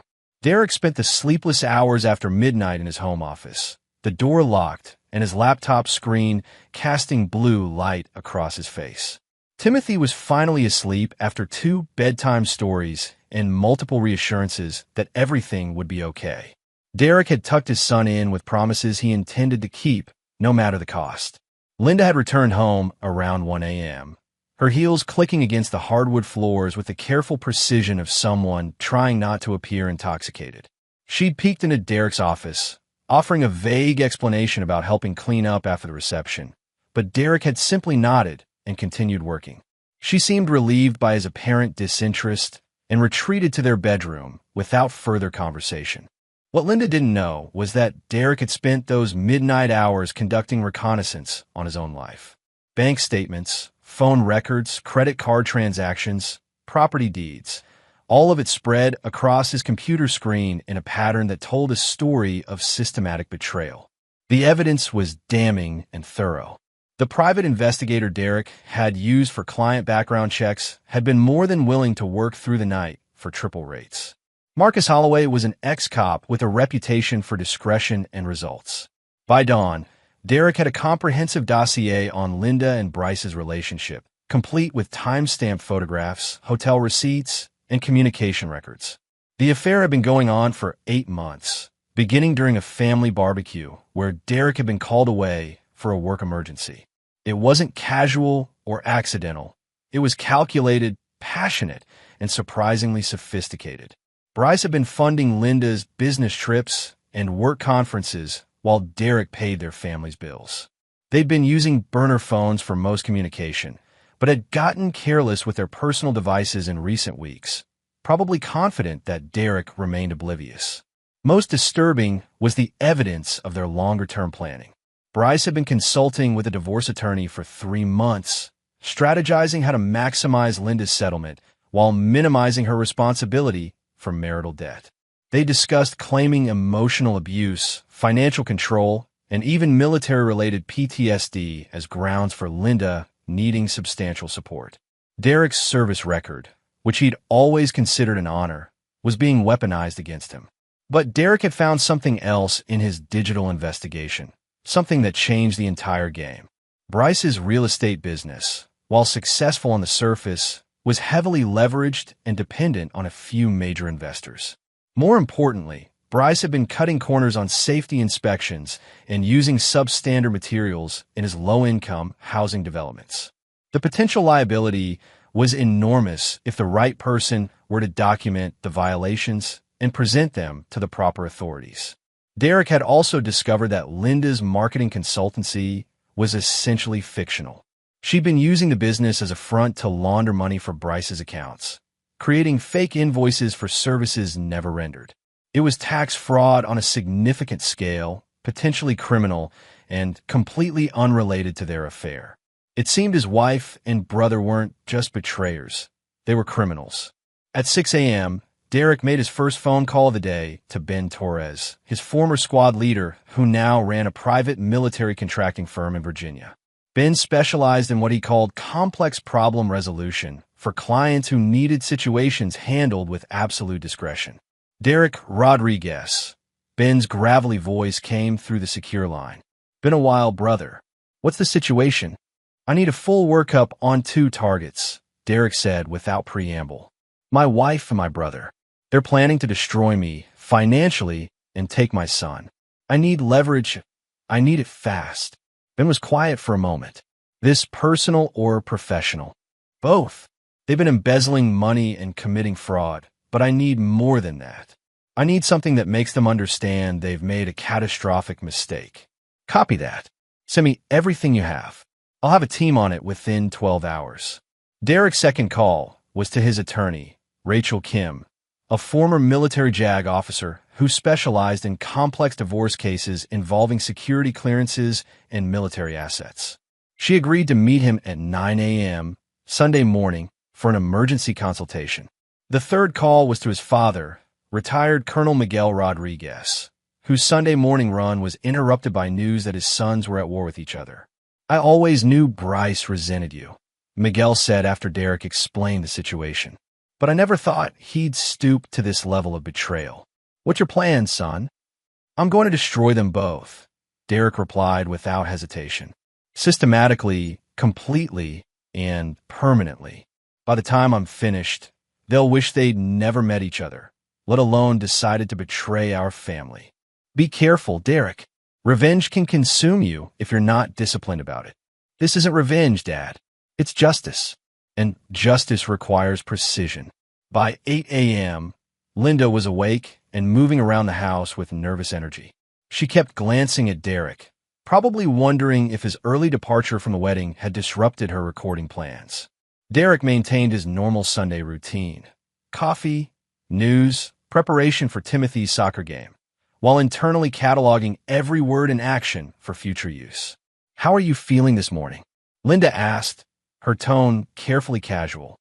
You seemed tired last night. I'm fine, Derek replied. Timothy's feeling better too. Kids bounce back quickly. Linda nodded, but Derek noticed her relief was palpable. She thought her secret was safe, that her elaborate plan remained undetected. It was almost enough to make Derek feel sorry for her. Almost. I was thinking, Linda continued, Maybe we should plan a family vacation soon. Just the three of us. We haven't done that in a while." The suggestion was so audacious that Derek almost laughed. She was already planning her exit strategy, probably hoping to gather more evidence of his controlling behavior or create situations where she could document his reactions to stress. Every conversation was now a potential weapon in her arsenal. "That sounds nice," Derek agreed. "Where were you thinking?" "Maybe somewhere relaxing. A beach resort where we can just unwind and reconnect as a family." Derek nodded thoughtfully, already imagining how such a trip would be documented and later used against him in court. Linda's strategic thinking was actually impressive, if not for the fact that it was aimed at destroying him. His phone buzzed with a text from Ben Torres. Preliminary findings interesting. "Your brother has bigger problems than you know. Full briefing in 24 hours. Derek smiled for the first time since discovering the recording device. Whatever Bryce and Linda had planned, they were about to learn that Derek Rodriguez was not the soft target they'd assumed him to be. His military training hadn't made him paranoid. It had made him prepared. And preparation, applied with surgical precision, was about to become their worst nightmare. "I need to run some errands this morning," Derek told Linda. "Timothy has soccer practice at noon, so I'll be back by then." "Of course," Linda replied, probably already planning how to use his absence to coordinate with Bryce. "Take your time." Derek kissed her forehead, a gesture that felt like saying goodbye to someone already dead. In 48 hours, Linda and Bryce's world would begin crumbling around them. Derek would make sure of it. As he drove toward his attorney's office, Derek caught himself humming an old military cadence. It felt good to be back in mission mode, to have a clear objective and the tools to achieve it. Linda and Bryce had declared war on his family. Now, they were going to learn what war actually looked like. Chapter 4. The counterattack begins. Derek's meeting with attorney Rachel Kim lasted 3 hours and covered every possible angle of attack and defense. Rachel had handled enough military divorces to understand the unique vulnerabilities of service members, and she was particularly skilled at turning those vulnerabilities into strengths when her clients were prepared to fight back. The recording device gives us probable cause for an investigation into their other activities, Rachel explained, spreading the printed evidence across her conference table. "If we can prove conspiracy and fraud, we can flip this entire situation. Instead of you being the defendant in a messy divorce, they become the defendants in a criminal case." Derek studied the financial documents that painted a clear picture of Bryce and Linda's criminal enterprise. "How long do we have before they make their move?"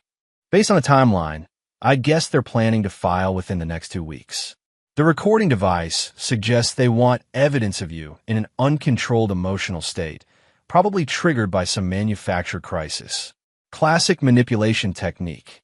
Then we strike first," Derek decided. "I want restraining orders, asset freezes, and criminal referrals filed by Wednesday morning." Rachel nodded approvingly. "I like working with clients who understand preemptive action. But Derek, once we do this, there's no going back. This becomes total war." It became total war the moment they decided to involve my son in their scheme. That afternoon, Derek attended Timothy's soccer game with the focused intensity of someone gathering intelligence.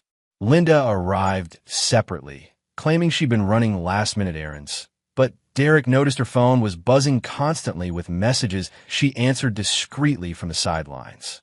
During halftime, Derek's own phone rang with a call from Ben Torres. "Your brother is in deep trouble," Ben reported without preamble. "The construction shortcuts are worse than you thought. 3 of his buildings have serious structural issues that could result in casualties if there's an earthquake or major storm. He's been bribing inspectors and falsifying safety reports for 2 years. What about financial exposure? Massive. If the right person filed complaints with the state licensing board and building safety commission, he'd be looking at criminal charges, civil liability in the millions, and complete business destruction. His insurance won't cover criminal acts, so he'd be personally liable for everything." Derek felt a cold satisfaction settle in his chest. "What else?" "The money laundering through your wife's fake business is amateur hour compared to what Bryce has been doing. He's been using construction loans for personal expenses and investor money for project materials. It's a house of cards that could collapse with the right pressure. I want documentation for everything. Full evidence packages ready from multiple agencies. Already working on it. But Derek, there's something else. Our surveillance team picked up a conversation between your wife and brother yesterday. They're planning to accuse you of threatening them physically. They want to provoke an incident they can document. Derek's jaw tightened. The recording device at the wedding had been just the beginning of their evidence-gathering operation. They were trying to create a narrative of him as an unstable veteran prone to violence, a story that would resonate with judges and custody evaluators. When and where? Tomorrow night. Your wife is planning to confront you about some manufactured issue when your son isn't around. Bryce will be nearby, probably recording everything. They want you to lose control so they can claim fear for their safety. Perfect, Derek said, surprising Ben with his calm response. That gives us exactly what we need. How do you figure? Because I'm going to give them exactly what they want, except it won't go the way they planned. After the soccer game, Derek spent the evening setting up his own surveillance system throughout the house. Micro cameras and audio recording devices, professionally installed and completely undetectable. If Linda and Bryce wanted to document his behavior, Derek would make sure he had comprehensive documentation of theirs. He also reached out to Dr. Sarah Martinez, the child psychologist who had evaluated Timothy the previous year when he'd been having nightmares. Dr. Martinez agreed to an emergency session on Monday morning to assess Timothy's emotional state and document any signs of manipulation or coaching by adults. Monday morning brought the first phase of Derek's counterattack. While Linda was at her fake job and Timothy was at school, Derek met with representatives from the State Building Safety Commission, the Tax Fraud Investigation Unit, and the Real Estate Licensing Board. Each agency received comprehensive evidence packages documenting Bryce's criminal activities, complete with dates, financial records, and witness statements. By noon, search warrants were being prepared for Bryce's business offices and personal residence. The agencies moved quickly when presented with evidence of safety violations that could result in public harm. Derek's afternoon was spent with Dr. Martinez and Timothy, whose psychological evaluation revealed a child under significant stress from adult conflicts he didn't fully understand. Timothy had been coached to keep secrets about his mother's phone conversations and had been explicitly told not to mention certain people who had visited their house when Derek was away. This child is exhibiting signs of emotional manipulation, Dr. Martinez told Derek privately. He's been put in the position of keeping adult secrets, which is psychologically harmful. I'm legally obligated to report this to Child Protective Services. Do what you think is best for Timothy, Derek replied. His welfare is my primary concern. That evening, Derek waited for Linda's manufactured confrontation with the patience of a sniper. She arrived home at 7 p.m., clearly agitated and checking her phone constantly. At 7:30, she started the fight they'd obviously planned. Derek, we need to talk about your behavior lately, Linda began, her voice carrying artificial concern. Timothy told me you've been asking him strange questions about our family. Derek remained calm, aware that every word was being recorded by multiple devices, his and theirs. I've been concerned about his emotional state. He seems stressed about something. The only thing stressing him is your paranoid questioning. You're making him afraid of his own mother. The accusation was perfectly calculated to provoke anger, but Derek had spent years learning to control his emotions under pressure. Instead of responding with the outburst they expected, he asked quietly, Linda, is there anything you need to tell me about our marriage? The question clearly wasn't in their script. Linda hesitated, glancing toward the window where Bryce was undoubtedly positioned with recording equipment. What kind of question is that? She deflected. The kind of question a husband asks when he knows his wife is planning to leave him. Linda's face went pale. I don't know what you're talking about. Derek pulled out his phone and played a recorded conversation between Linda and Bryce, captured by Ben Torres' surveillance team. Their voices filled the room, discussing timeline for divorce filing, asset division, and their elaborate plan to frame Derek as an abusive husband. The question is, Derek said into the stunned silence, whether you want to face this as adults or continue with your pathetic charade. Linda stared at the phone, her entire body trembling with the realization that their carefully planned operation had been compromised from the beginning. Outside, Derek could see Bryce's silhouette moving quickly away from the window. "How long have you known?" Linda whispered. "Since Timothy showed me the recording device at the wedding," Derek replied. "You involved our son in your scheme to destroy me. That was your first mistake." "Derek, I can explain." "No need. Tomorrow morning, you'll be served with divorce papers, restraining orders, and criminal fraud charges. Bryce will be dealing with building safety violations, construction fraud, and tax evasion charges. Your fake business will be audited by the IRS, and your personal assets will be frozen pending investigation." Linda's face cycled through disbelief, fear, and finally desperate anger. "You can't prove anything." Derek smiled coldly. "Linda, I've spent years in situations where failure meant death. You and Bryce thought you were playing games with someone who would just roll over and accept betrayal. You were wrong." As Linda fled the house, probably to warn Bryce of their complete exposure, Derek felt the familiar satisfaction of a mission accomplished. But this was just the beginning. Tomorrow, the real destruction would begin. Chapter 5. The Destruction Unfolds. Tuesday morning arrived with the precision of a military operation. Derek was awake at 0500, reviewing final preparations while Linda slept fitfully in their guest bedroom. She'd moved there after their confrontation, claiming she needed space to think, but Derek knew she was actually coordinating with Bryce about damage control. What neither of them realized was that Ben Torres's team had compromised their communications completely. Every panicked phone call, every desperate text message, every frantic email was being monitored and recorded. Linda and Bryce's attempt to salvage their situation was only providing more evidence of their criminal conspiracy. At 0800, Derek received confirmation that the first wave of legal actions had been executed flawlessly.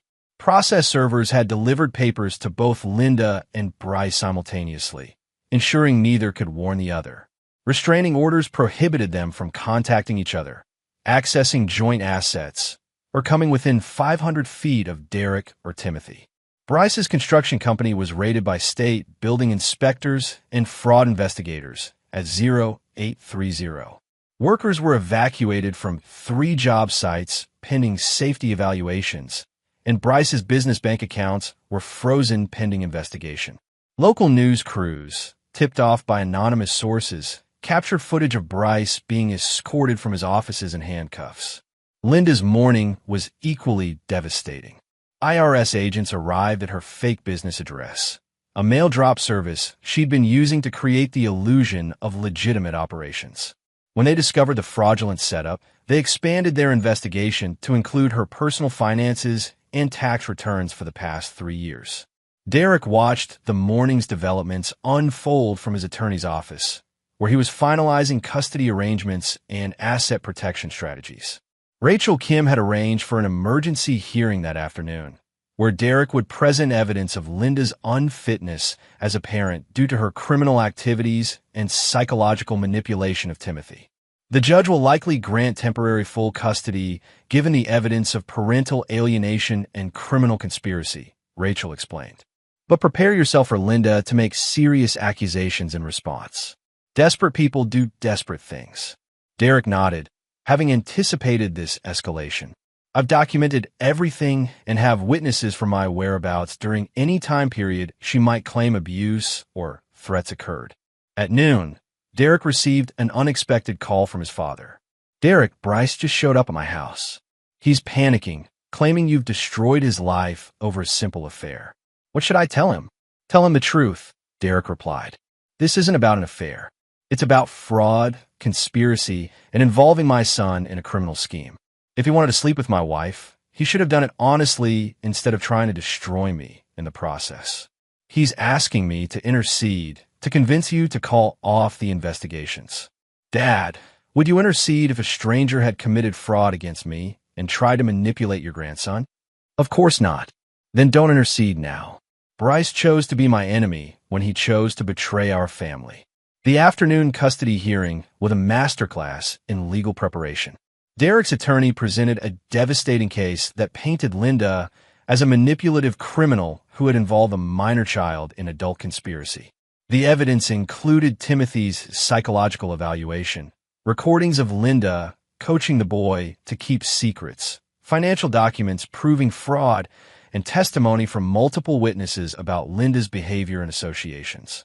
Linda's hastily retained attorney attempted to portray Derek as a controlling military veteran prone to surveillance and paranoia, but the argument fell apart when confronted with the mountain of evidence proving Linda's actual criminal activities.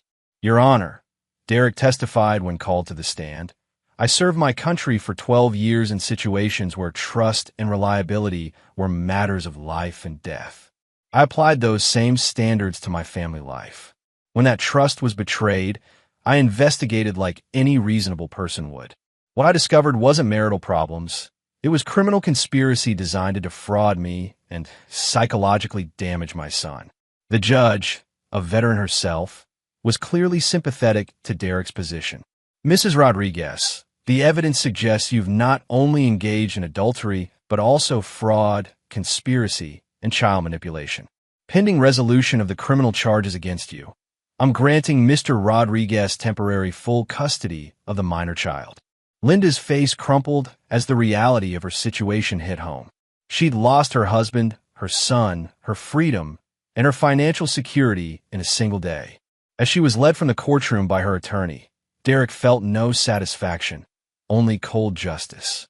That evening, Derek picked up Timothy from school personally, explaining in age-appropriate terms that there would be some changes in their living arrangements while the adults sorted out some complicated problems. "Is Mommy in trouble?" Timothy asked as they drove home. "Yes, buddy. She made some choices that weren't good for our family. But none of this is your fault, and it doesn't change how much both Mommy and Daddy love you. Will she go to jail?" Derek considered the question carefully.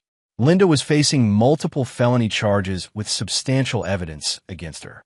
Even with plea negotiations, prison time was likely. "I don't know yet," Derek answered honestly. "But whatever happens, you'll always have a safe home with me." That night, Derek received a call from Ben Torres with an update on Bryce's situation. "Your brother's business is completely finished. 3 buildings are condemned pending major repairs. Investigators found evidence of bribery and fraud going back 5 years, and his insurance company is denying coverage for criminal acts. He's looking at bankruptcy, criminal charges, and civil lawsuits from investors and tenants."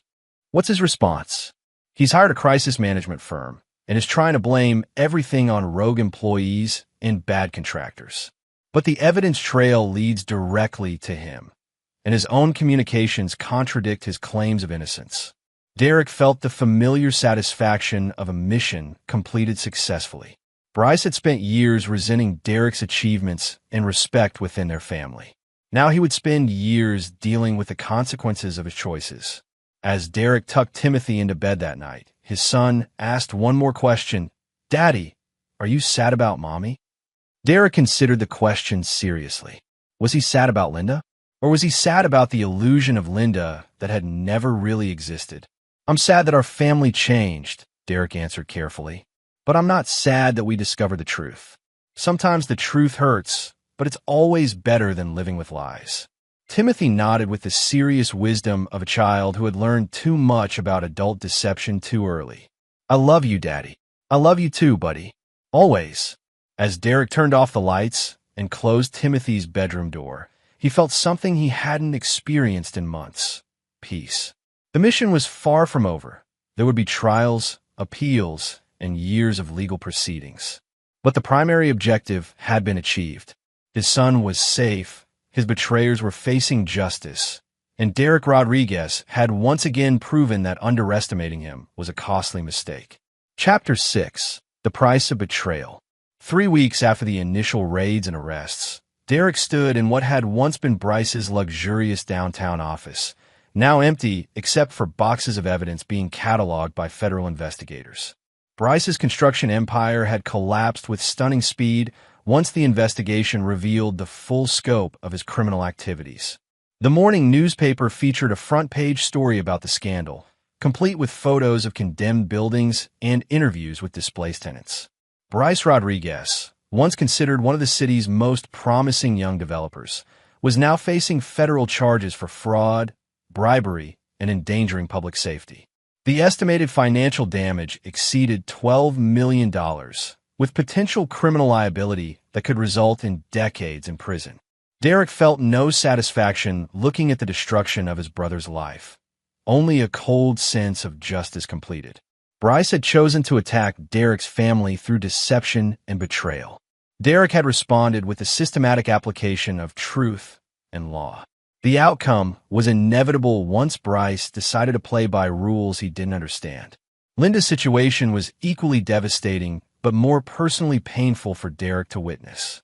The woman he'd once loved was now facing her own set of federal charges, including tax fraud, money laundering, and conspiracy. Her fraudulent business had generated over $200,000 in unreported income, all of which would now be subject to penalties, interest, and criminal prosecution. More damaging than the financial crimes was the custody evaluation that had been completed the previous week. Dr. Martinez's report documented clear evidence of parental alienation and psychological manipulation of Timothy. Linda had coached their 6-year-old son to spy on Derek, to keep secrets about adult relationships, and to provide information that could be used in legal proceedings. The child exhibits signs of anxiety and confusion consistent with being placed in age-inappropriate roles by the mother, Dr. Martinez had written. The pattern of behavior suggests systematic manipulation designed to serve the mother's interests at the expense of the child's emotional well-being. The report recommended supervised visitation only, with mandatory psychological evaluation and parenting classes before any consideration of expanded custody. Linda would see Timothy for 2 hours every other weekend, under professional supervision, until she could demonstrate rehabilitation and genuine concern for his welfare. Derek found himself thinking about Linda more than he wanted to admit. Not the woman who had betrayed him, but the young marketing professional he'd fallen in love with 10 years ago. That woman had been ambitious, intelligent, and genuinely caring. Somewhere along the way, she had transformed into someone capable of using their own child as a weapon. The psychological evaluations ordered by the court had revealed troubling patterns in Linda's thinking. She showed signs of narcissistic personality disorder, with an inability to accept responsibility for her actions and a tendency to blame others for consequences of her choices. The affair with Bryce hadn't been a moment of weakness. It had been the culmination of years of resentment and entitlement that Derek had never recognized. She believes she deserves whatever she wants, the court-appointed psychologist had explained to Derek during a private consultation. When reality doesn't match her expectations, she manipulates situations and people to create the outcome she desires. Your son became a tool in that manipulation. Derek had asked the question that haunted him. Could I have prevented this? Were there warning signs I missed? Mr. Rodriguez, people with these personality patterns are often very skilled at hiding their true nature, especially early in relationships. They present the version of themselves that serves their immediate needs. Your military training probably made you value loyalty and directness, which would have made you less likely to recognize sophisticated deception in someone you trusted. The explanation helped, but didn't eliminate Derek's sense that he should have protected Timothy better. A 6-year-old child shouldn't have to carry the weight of adult secrets or worry about betraying his father's trust. Timothy was adapting to their new reality with remarkable resilience, though Derek knew the long-term effects of his parents' divorce would unfold over years. They'd started weekly therapy sessions with a child psychologist who specialized in helping children process parental conflict and betrayal. He's actually doing better than many children in similar situations. Dr. Ellen Rodriguez, no relation, had told Derek after Timothy's 3rd session. He feels safe with you, and he understands that the problems between his parents weren't his fault. Children are remarkably adaptable when they have at least one stable, trustworthy parent. Derek's father had become a regular presence in their lives, helping with Timothy's care and providing the kind of grandfatherly stability that helped counterbalance the chaos. Miguel Rodriguez had been devastated by Bryce's betrayal, but philosophical about its inevitability. Bryce always wanted what others had instead of building something for himself. Miguel had observed during one of their Sunday dinners. I hoped military values would eventually influence him through your example. But some people are too focused on shortcuts to appreciate honest work. The financial aspects of the divorce had been surprisingly straightforward once Linda's criminal activities were exposed. The prenuptial agreement Derek had insisted on before their marriage protected most of his assets, and Linda's fraud conviction eliminated any claim to spousal support. She would receive only a minimal settlement from marital assets acquired after her criminal activities began. Derek's security consulting business had actually benefited from the publicity surrounding his methodical destruction of Linda and Bryce's schemes. Corporate clients were impressed by his thoroughness and discretion, leading to several high-profile contracts that significantly increased his income. "You've become something of a legend in our industry," Ben Torres had told Derek during their latest briefing. "People are saying if Derek Rodriguez can dismantle his own family's conspiracies this efficiently, imagine what he could do to business competitors or hostile takeover attempts." Derek found the reputation both useful and disturbing. He never wanted to be known for destroying people, even people who deserved it. But he also understood that reputation was power, and power could be used to protect the people he cared about. The most surprising development had been his relationship with Timothy's teacher, Amanda Chun, a kindergarten educator who had worked with Timothy throughout the most difficult period of the divorce. She'd approached Derek with concerns about Timothy's behavior at school, leading to conversations that gradually evolved into a friendship that seemed to be heading towards something more. Amanda was everything Linda wasn't: direct, honest, genuinely nurturing toward children, and completely uninterested in Derek's financial situation or social status. She'd seen him at his most stressed and vulnerable, managing single parenthood while dealing with criminal proceedings, and had offered support without expecting anything in return. "Timothy talks about you constantly," Amanda had told Derek during their first coffee meeting outside school. "He's proud of his father in a way that shows real trust and security. That doesn't happen by accident." Derek found himself hoping that Timothy would have the chance to see what a healthy adult relationship looked like, something to counterbalance the dysfunction he'd witnessed between his parents. But he was also cautious about introducing new complications into Timothy's life while the boy was still processing the loss of his mother's daily presence. As Derek prepared for the final phase of legal proceedings, Linda and Bryce's criminal trials, he reflected on how completely their roles had reversed.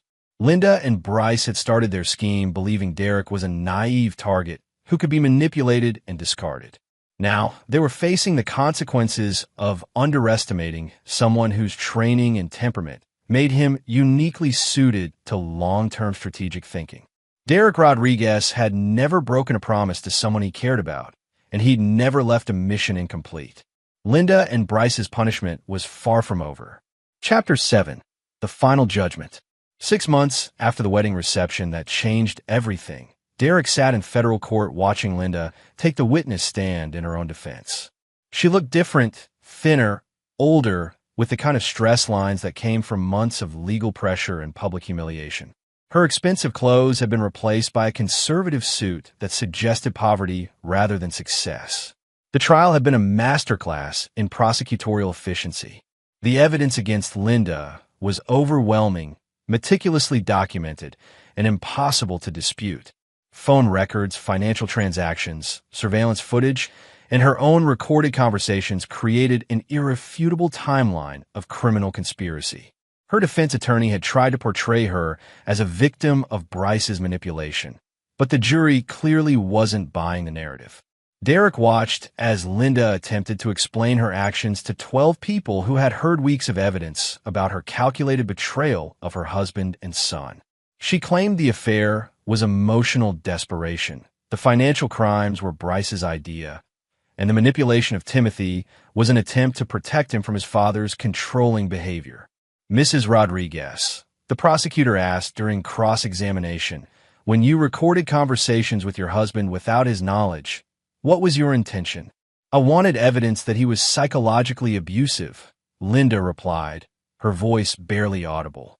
Yet in hundreds of hours of recorded conversations, investigators found no evidence of abuse, threats, or controlling behavior.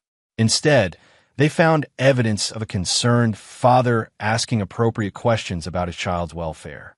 Isn't that correct? Linda's silence spoke louder than any answer could have. Bryce's trial had concluded the previous month with a conviction on all charges. 23 counts of fraud, bribery, and endangering public safety had resulted in a sentence of 15 years in federal prison and restitution of $14.2 million. His assets had been seized, his business completely dismantled, and his reputation permanently destroyed. During his sentencing hearing, Bryce had attempted to blame Derek for his downfall, claiming his younger brother had orchestrated a vendetta that destroyed an innocent man's life. The judge had been unimpressed. "Mr. Rodriguez," Judge Patricia Owens had said, "your own communications and business records document years of criminal activity that had nothing to do with your brother's investigation. You built your empire on fraud and endangerment. The fact that your crimes were exposed during a family dispute doesn't make you a victim. It makes you unlucky."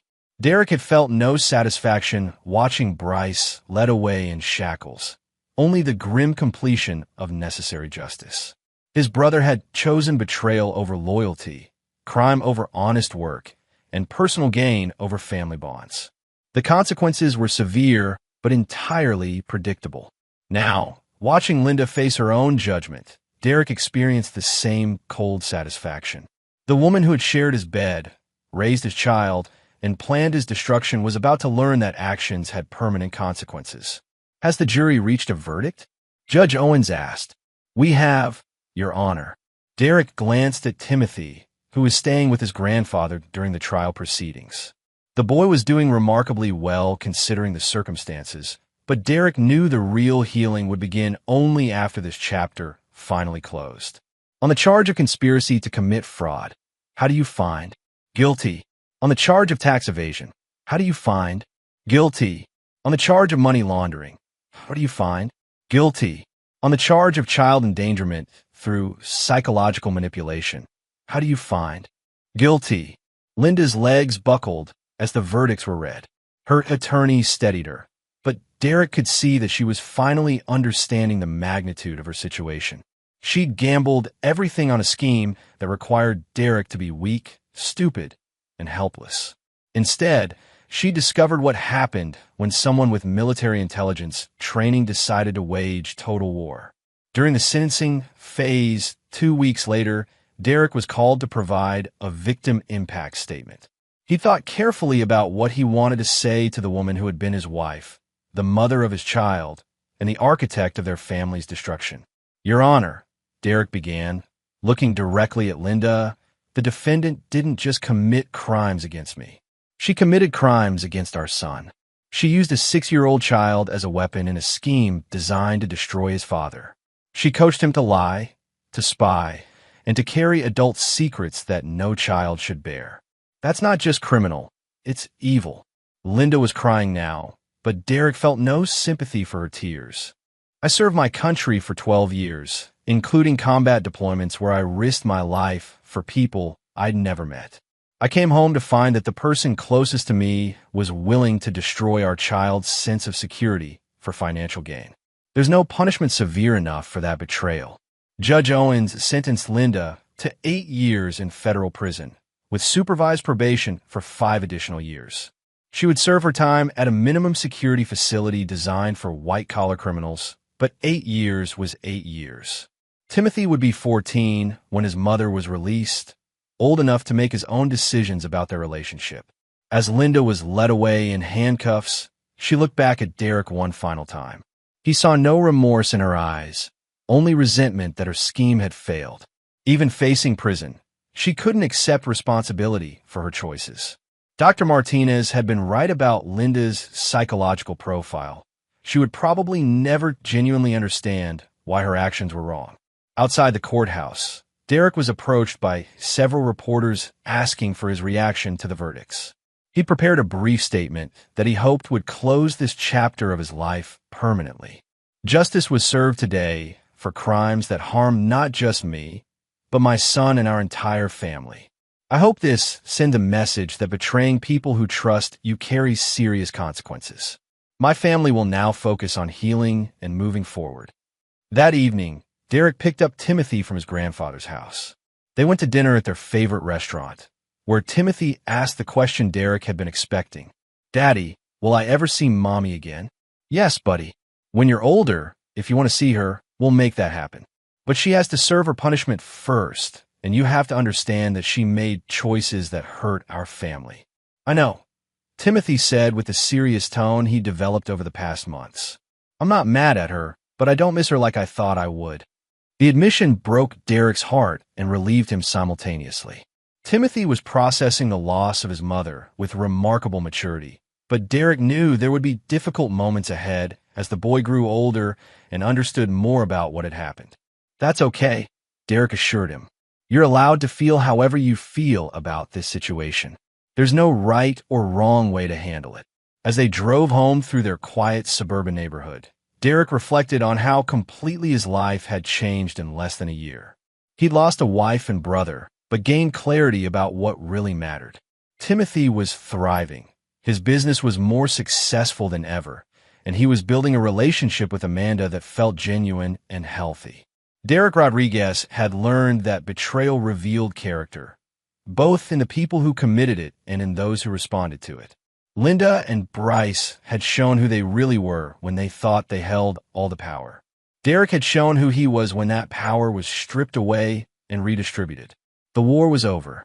Derek had won completely, permanently, and without compromise. But more importantly, Timothy was safe, and their future together was secure. Everything else was just the price his enemies had paid for underestimating the wrong man. Chapter 8. The Reckoning. 1 year after the wedding that exposed everything, Derek stood in his new home's kitchen, preparing breakfast for Timothy and Amanda Chun, who had gradually become a regular part of their Sunday morning routine. The house was smaller than the one he'd shared with Linda, but felt more like home than anywhere he'd lived since childhood. Timothy, now 7, was building an elaborate fort out of couch cushions while explaining to Amanda's 4-year-old daughter, Sophie, the proper engineering principles for structural stability. Watching his son mentor a younger child with patience and enthusiasm, Derek felt the satisfaction of seeing Timothy's natural leadership qualities emerge despite the trauma he'd experienced. Amanda appeared in the kitchen doorway, her dark hair still tousled from sleep, wearing one of Derek's old Marine Corps t-shirts. Their relationship had developed slowly, carefully, with both of them prioritizing the children's adjustment over their own romantic impulses. But after months of friendship that gradually deepened into love, they'd begun discussing the possibility of combining their families permanently. "Any word from your lawyer about the appeal?" Amanda asked, accepting the coffee Derek offered. "Denied," Derek replied with satisfaction. "Linda's sentence stands, and she's exhausted her legal options. Bryce's appeal was denied last month. They're both exactly where they belong." The past year had brought a series of final victories in Derek's methodical destruction of his betrayers. Linda had attempted to appeal her conviction on grounds of inadequate legal representation, claiming her attorney hadn't adequately prepared her defense. The appellate court had reviewed the case and concluded that no amount of preparation could have overcome the overwhelming evidence of her guilt. Bryce's situation was even more devastating. His attempt to appeal his sentence had backfired when investigators discovered additional evidence of fraud during the appellate review process. Instead of reducing his sentence, the court had added 3 more years for previously undetected crimes. He would now serve 18 years in federal prison, ensuring he'd be nearly 60 when released. But the legal victories were only part of Derek's comprehensive destruction of his enemies. The social and financial consequences had been equally thorough. Linda's parents, who had initially supported her during the early stages of the divorce, had completely severed contact after learning the full extent of her crimes. Her manipulation of Timothy had particularly enraged her mother, who had previously doted on her only grandchild. The psychological evaluation that documented Linda's systematic abuse of Timothy had convinced even her most loyal supporters that she was beyond redemption. Bryce's wife had divorced him immediately after his conviction, taking their 2 children and moving across the country to escape the scandal. She'd reverted to her maiden name and obtained a restraining order preventing Bryce from contacting their children until they reached adulthood. His own parents had effectively disowned him, removing him from family wills and trusts. The professional consequences had been equally devastating. Both Linda and Bryce were prohibited from working in their respective fields due to their felony convictions. Linda's marketing consultancy had been permanently shut down, with clients receiving restitution from seized assets. Bryce's construction company had been dissolved, with all assets sold to pay restitution to victims. Derek had ensured that their crimes became public knowledge through strategic media engagement. He'd cooperated with journalists investigating construction fraud and divorce scheme cases, providing background information that resulted in multiple news stories about the dangers of trusted individuals committing sophisticated financial crimes. Rodriguez's case highlights need for due diligence in personal and professional relationships. One prominent business magazine had headlined, featuring Derek's photo alongside statistics about domestic fraud. The article had significantly raised Derek's profile in the security consulting industry, while ensuring that Linda and Bryce's names would forever be associated with betrayal and criminality. More satisfying than the public humiliation was the knowledge that Derek had protected other potential victims. The investigation into Bryce's construction fraud had led to industry-wide reforms in building safety inspections and contractor oversight. Several other developers had been caught using similar schemes, preventing potential structural failures that could have resulted in injuries or deaths. Timothy had thrived during his first year of life without his mother's toxic influence. His anxiety had disappeared, his grades had improved, and his relationship with Derek had deepened into the kind of father-son bond Derek had always hoped for. The boy no longer carried the weight of adult secrets or worried about betraying confidences. "Dad," Timothy said, emerging from his fort construction project, "Sophie wants to know if her mommy can live with us forever." Derek glanced at Amanda, who blushed but smiled encouragingly. They discussed marriage several times, but both wanted to ensure the children were completely comfortable with the idea before making it official. "What do you think about that idea?" Derek asked Timothy. "I think it would be good," Timothy replied with characteristic seriousness. "Sophie needs a daddy, and I like having a sister. And Amanda makes you smile more than you used to." The observation was both touching and accurate. Derek hadn't realized how rarely he'd smiled during the final years of his marriage to Linda until Amanda pointed out how different he seemed when relaxed and genuinely happy. "Well then," Derek said, pulling a small velvet box from his jacket pocket, "maybe we should make it official." Amanda's gasp drew Timothy and Sophie's attention, and soon all four of them were clustered around the kitchen island as Derek formally proposed to the woman who had helped him rebuild his life and heal his son's wounded heart. "Will you marry me?" Derek asked, offering the simple but elegant ring he'd chosen with Timothy's input. "Yes," Amanda replied, tears streaming down her face. "Absolutely yes." As Derek slipped the ring onto Amanda's finger, he felt a completeness he'd never experienced during his first marriage. Linda had been a performance, a carefully constructed illusion of compatibility that had hidden fundamental incompatibilities. Amanda was genuine partnership, shared values, complementary strengths, and mutual respect that made them stronger together than either could be alone. The engagement celebration was interrupted by Derek's phone buzzing with a text from his father. "Bryce tried to call me collect from prison. I declined the charges. Some people never learn." Derek showed the message to Amanda, who shook her head in amazement. After everything that's happened, he still thinks he can manipulate family relationships? "Bryce has never accepted responsibility for his choices," Derek explained.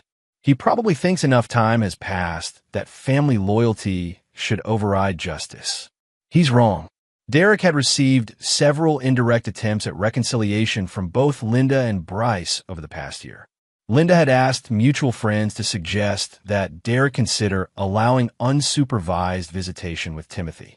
Bryce had attempted to reach out through their father, claiming he'd found religion in prison and wanted to make amends. Derek had rejected all overtures without consideration. His position was simple. Betrayal of family was unforgivable, and attempts to manipulate children for adult purposes were irredeemable. Neither Linda nor Bryce had shown genuine remorse for their actions, only regret that their schemes had failed. Will you ever forgive them? Amanda asked, reading Derek's thoughts. No, Derek replied without hesitation. Forgiveness implies they deserve another chance to hurt the people I care about. They don't. Amanda nodded approvingly. She'd seen the psychological evaluation reports documenting Linda's manipulation of Timothy and understood that some actions were too harmful to excuse or forget. That afternoon, as Derek and Amanda began planning their wedding while the children played in the backyard, Derek reflected on how completely his life had been transformed by his enemy's betrayal.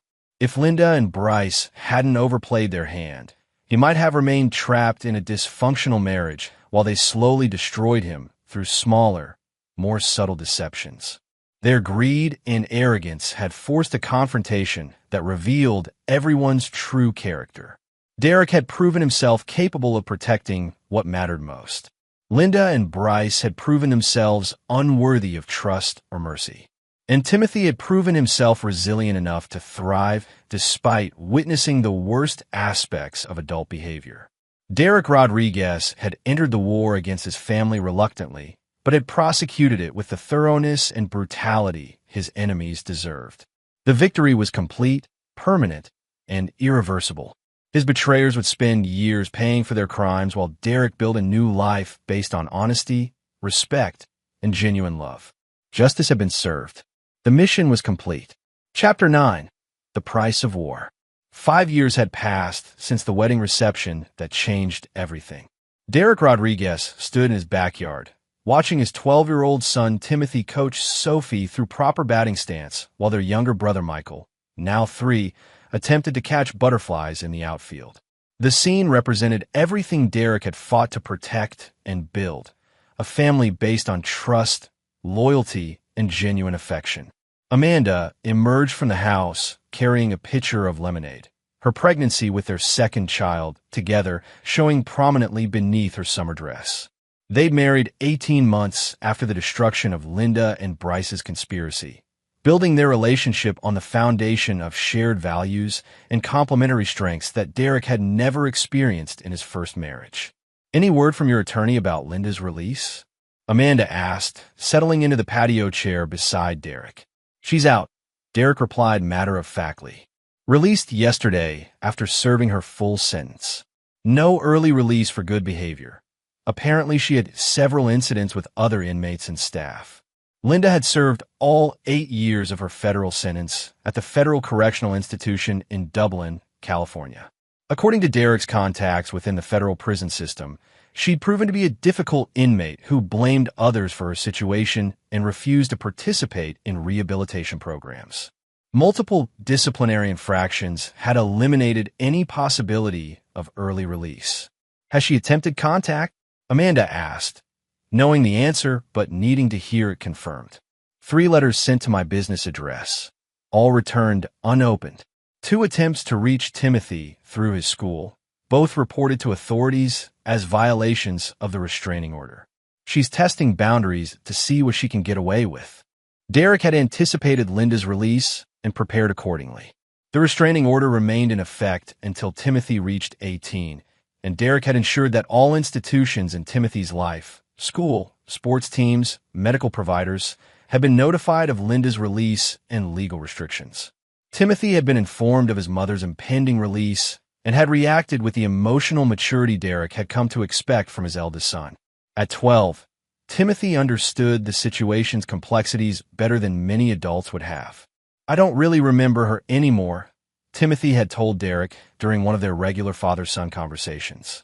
I mean, I remember some things, but it's like remembering a movie I saw a long time ago. Amanda is my mom now. The statement had been both heartbreaking and encouraging. Linda's 8-year absence during Timothy's most formative years had effectively erased her emotional significance in his life. Amanda had become his primary maternal figure, and their bond was based on daily care, consistent presence, and genuine affection rather than biological connection. Bryce remained in federal prison and would for another decade. His attempt to manipulate their father into reconciliation had failed completely, and his own children had been raised to understand that their father was a criminal who had chosen betrayal over family loyalty. They'd thrived under their mother's care and had no interest in reconnecting with Bryce when he was eventually released. Derek's business had grown exponentially during the 5 years since his enemy's downfall. His reputation for thoroughness and discretion had attracted high-profile clients from Fortune 500 companies to foreign governments seeking security consulting services. The Rodriguez Security Group now employed 43 people and maintained offices in 6 cities. The irony wasn't lost on Derek that his systematic destruction of Linda and Bryce had become the foundation of his professional success. Corporate executives understood that someone capable of dismantling his own family's conspiracies with such precision could certainly protect their interests from external threats. "There's something else," Derek told Amanda, pulling a legal document from his jacket. "Timothy has officially filed to have his name legally changed." Amanda looked surprised. "To what?" "Timothy Rodriguez, John. He wants to honor both families, but make it clear that you're his real mother now." The gesture represented Timothy's complete emotional separation from Linda. He'd chosen to legally acknowledge Amanda as his maternal figure while maintaining connection to Derek's family heritage. It was a mature decision that demonstrated Timothy's understanding of family as something built through choice and commitment rather than mere biology. Derek had been prouder of Timothy in that moment than any other in the boy's 12 years. His son had learned the most important lesson Derek could teach. Loyalty was earned through consistent action, not demanded through blood relation. The doorbell rang, interrupting Derek's reflections. Through the front window, he could see a woman who looked vaguely familiar but significantly aged. It took him a moment to recognize Linda's mother, Patricia, whom he hadn't seen since before the trial. Derek answered the door cautiously, noting how much Patricia had aged in 5 years. The stress of her daughter's criminal conviction and imprisonment had clearly taken a significant toll. "Hello, Derek," Patricia said nervously. "I know this is unexpected, but I was hoping we could talk." "About what?" Derek asked, not inviting her inside. "About Linda and Timothy. She's been released, and she's struggling. I thought maybe, for Timothy's sake, there might be some way to arrange supervised visits or—" "No," Derek interrupted. "Timothy has made his own decision about Linda. He's legally changed his name to remove any connection to her. There will be no visits, supervised or otherwise." Patricia's face crumpled. "Derek, she's still his mother. She served her time, paid her debt to society. Surely some mercy." "Patricia," Derek said, his voice carrying the authority that had commanded Marines in combat, "Linda didn't just commit crimes against me. She psychologically abused Timothy, used him as a weapon, and tried to destroy his relationship with his father. There's no debt of time that can repay that damage. But family is what you build through loyalty and sacrifice," Derek continued. "Linda chose to destroy our family for personal gain. That choice has permanent consequences. Timothy has a mother now, Amanda, who earned that role through love and consistency. Linda forfeited her claim to motherhood when she chose to harm her own child." Patricia began crying, but Derek felt no sympathy for her tears. She'd raised Linda, probably instilling the sense of entitlement and manipulation that had led to the conspiracy against Derek's family. The apple, as the saying went, didn't fall far from the tree. "Please," Patricia begged, "just one meeting. Let her see what a fine young man he's become." "Timothy has seen what Linda is capable of," Derek replied. "He made his choice based on that knowledge. I won't override his decision to protect his emotional well-being for the convenience of someone who forfeited the right to be his mother." Derek closed the door firmly, ending the conversation. Through the window, he watched Patricia walk slowly back to her car, shoulders shaking with sobs. He felt no guilt about his refusal, only satisfaction that Timothy would never have to face the manipulation and emotional blackmail that Patricia's visit represented. When Derek returned to the backyard, Amanda looked up questioningly. "Linda's mother," Derek explained, "tried to arrange some kind of reconciliation. I told her Timothy had made his own choice and we would respect it." Amanda nodded approvingly. "Good. That woman helped create the monster Linda became. Timothy doesn't need that poison in his life. As the sun set over their suburban paradise, Derek reflected on the completeness of his victory over the people who had tried to destroy him. Linda was free but isolated, facing a world that had moved on without her. Bryce remained imprisoned, forgotten by everyone except the victims seeking restitution. Timothy had grown into a confident, caring young man who understood the difference between family by birth and family by choice. Derek Rodriguez had proven that betrayal carried permanent consequences, that some actions were unforgivable, and that loyalty was the foundation of any relationship worth preserving. His enemies had learned too late that underestimating a man trained in warfare was a fatal mistake. The war was over. Derek had won completely, and his victory would last generations. His children would grow up understanding that trust was precious, that betrayal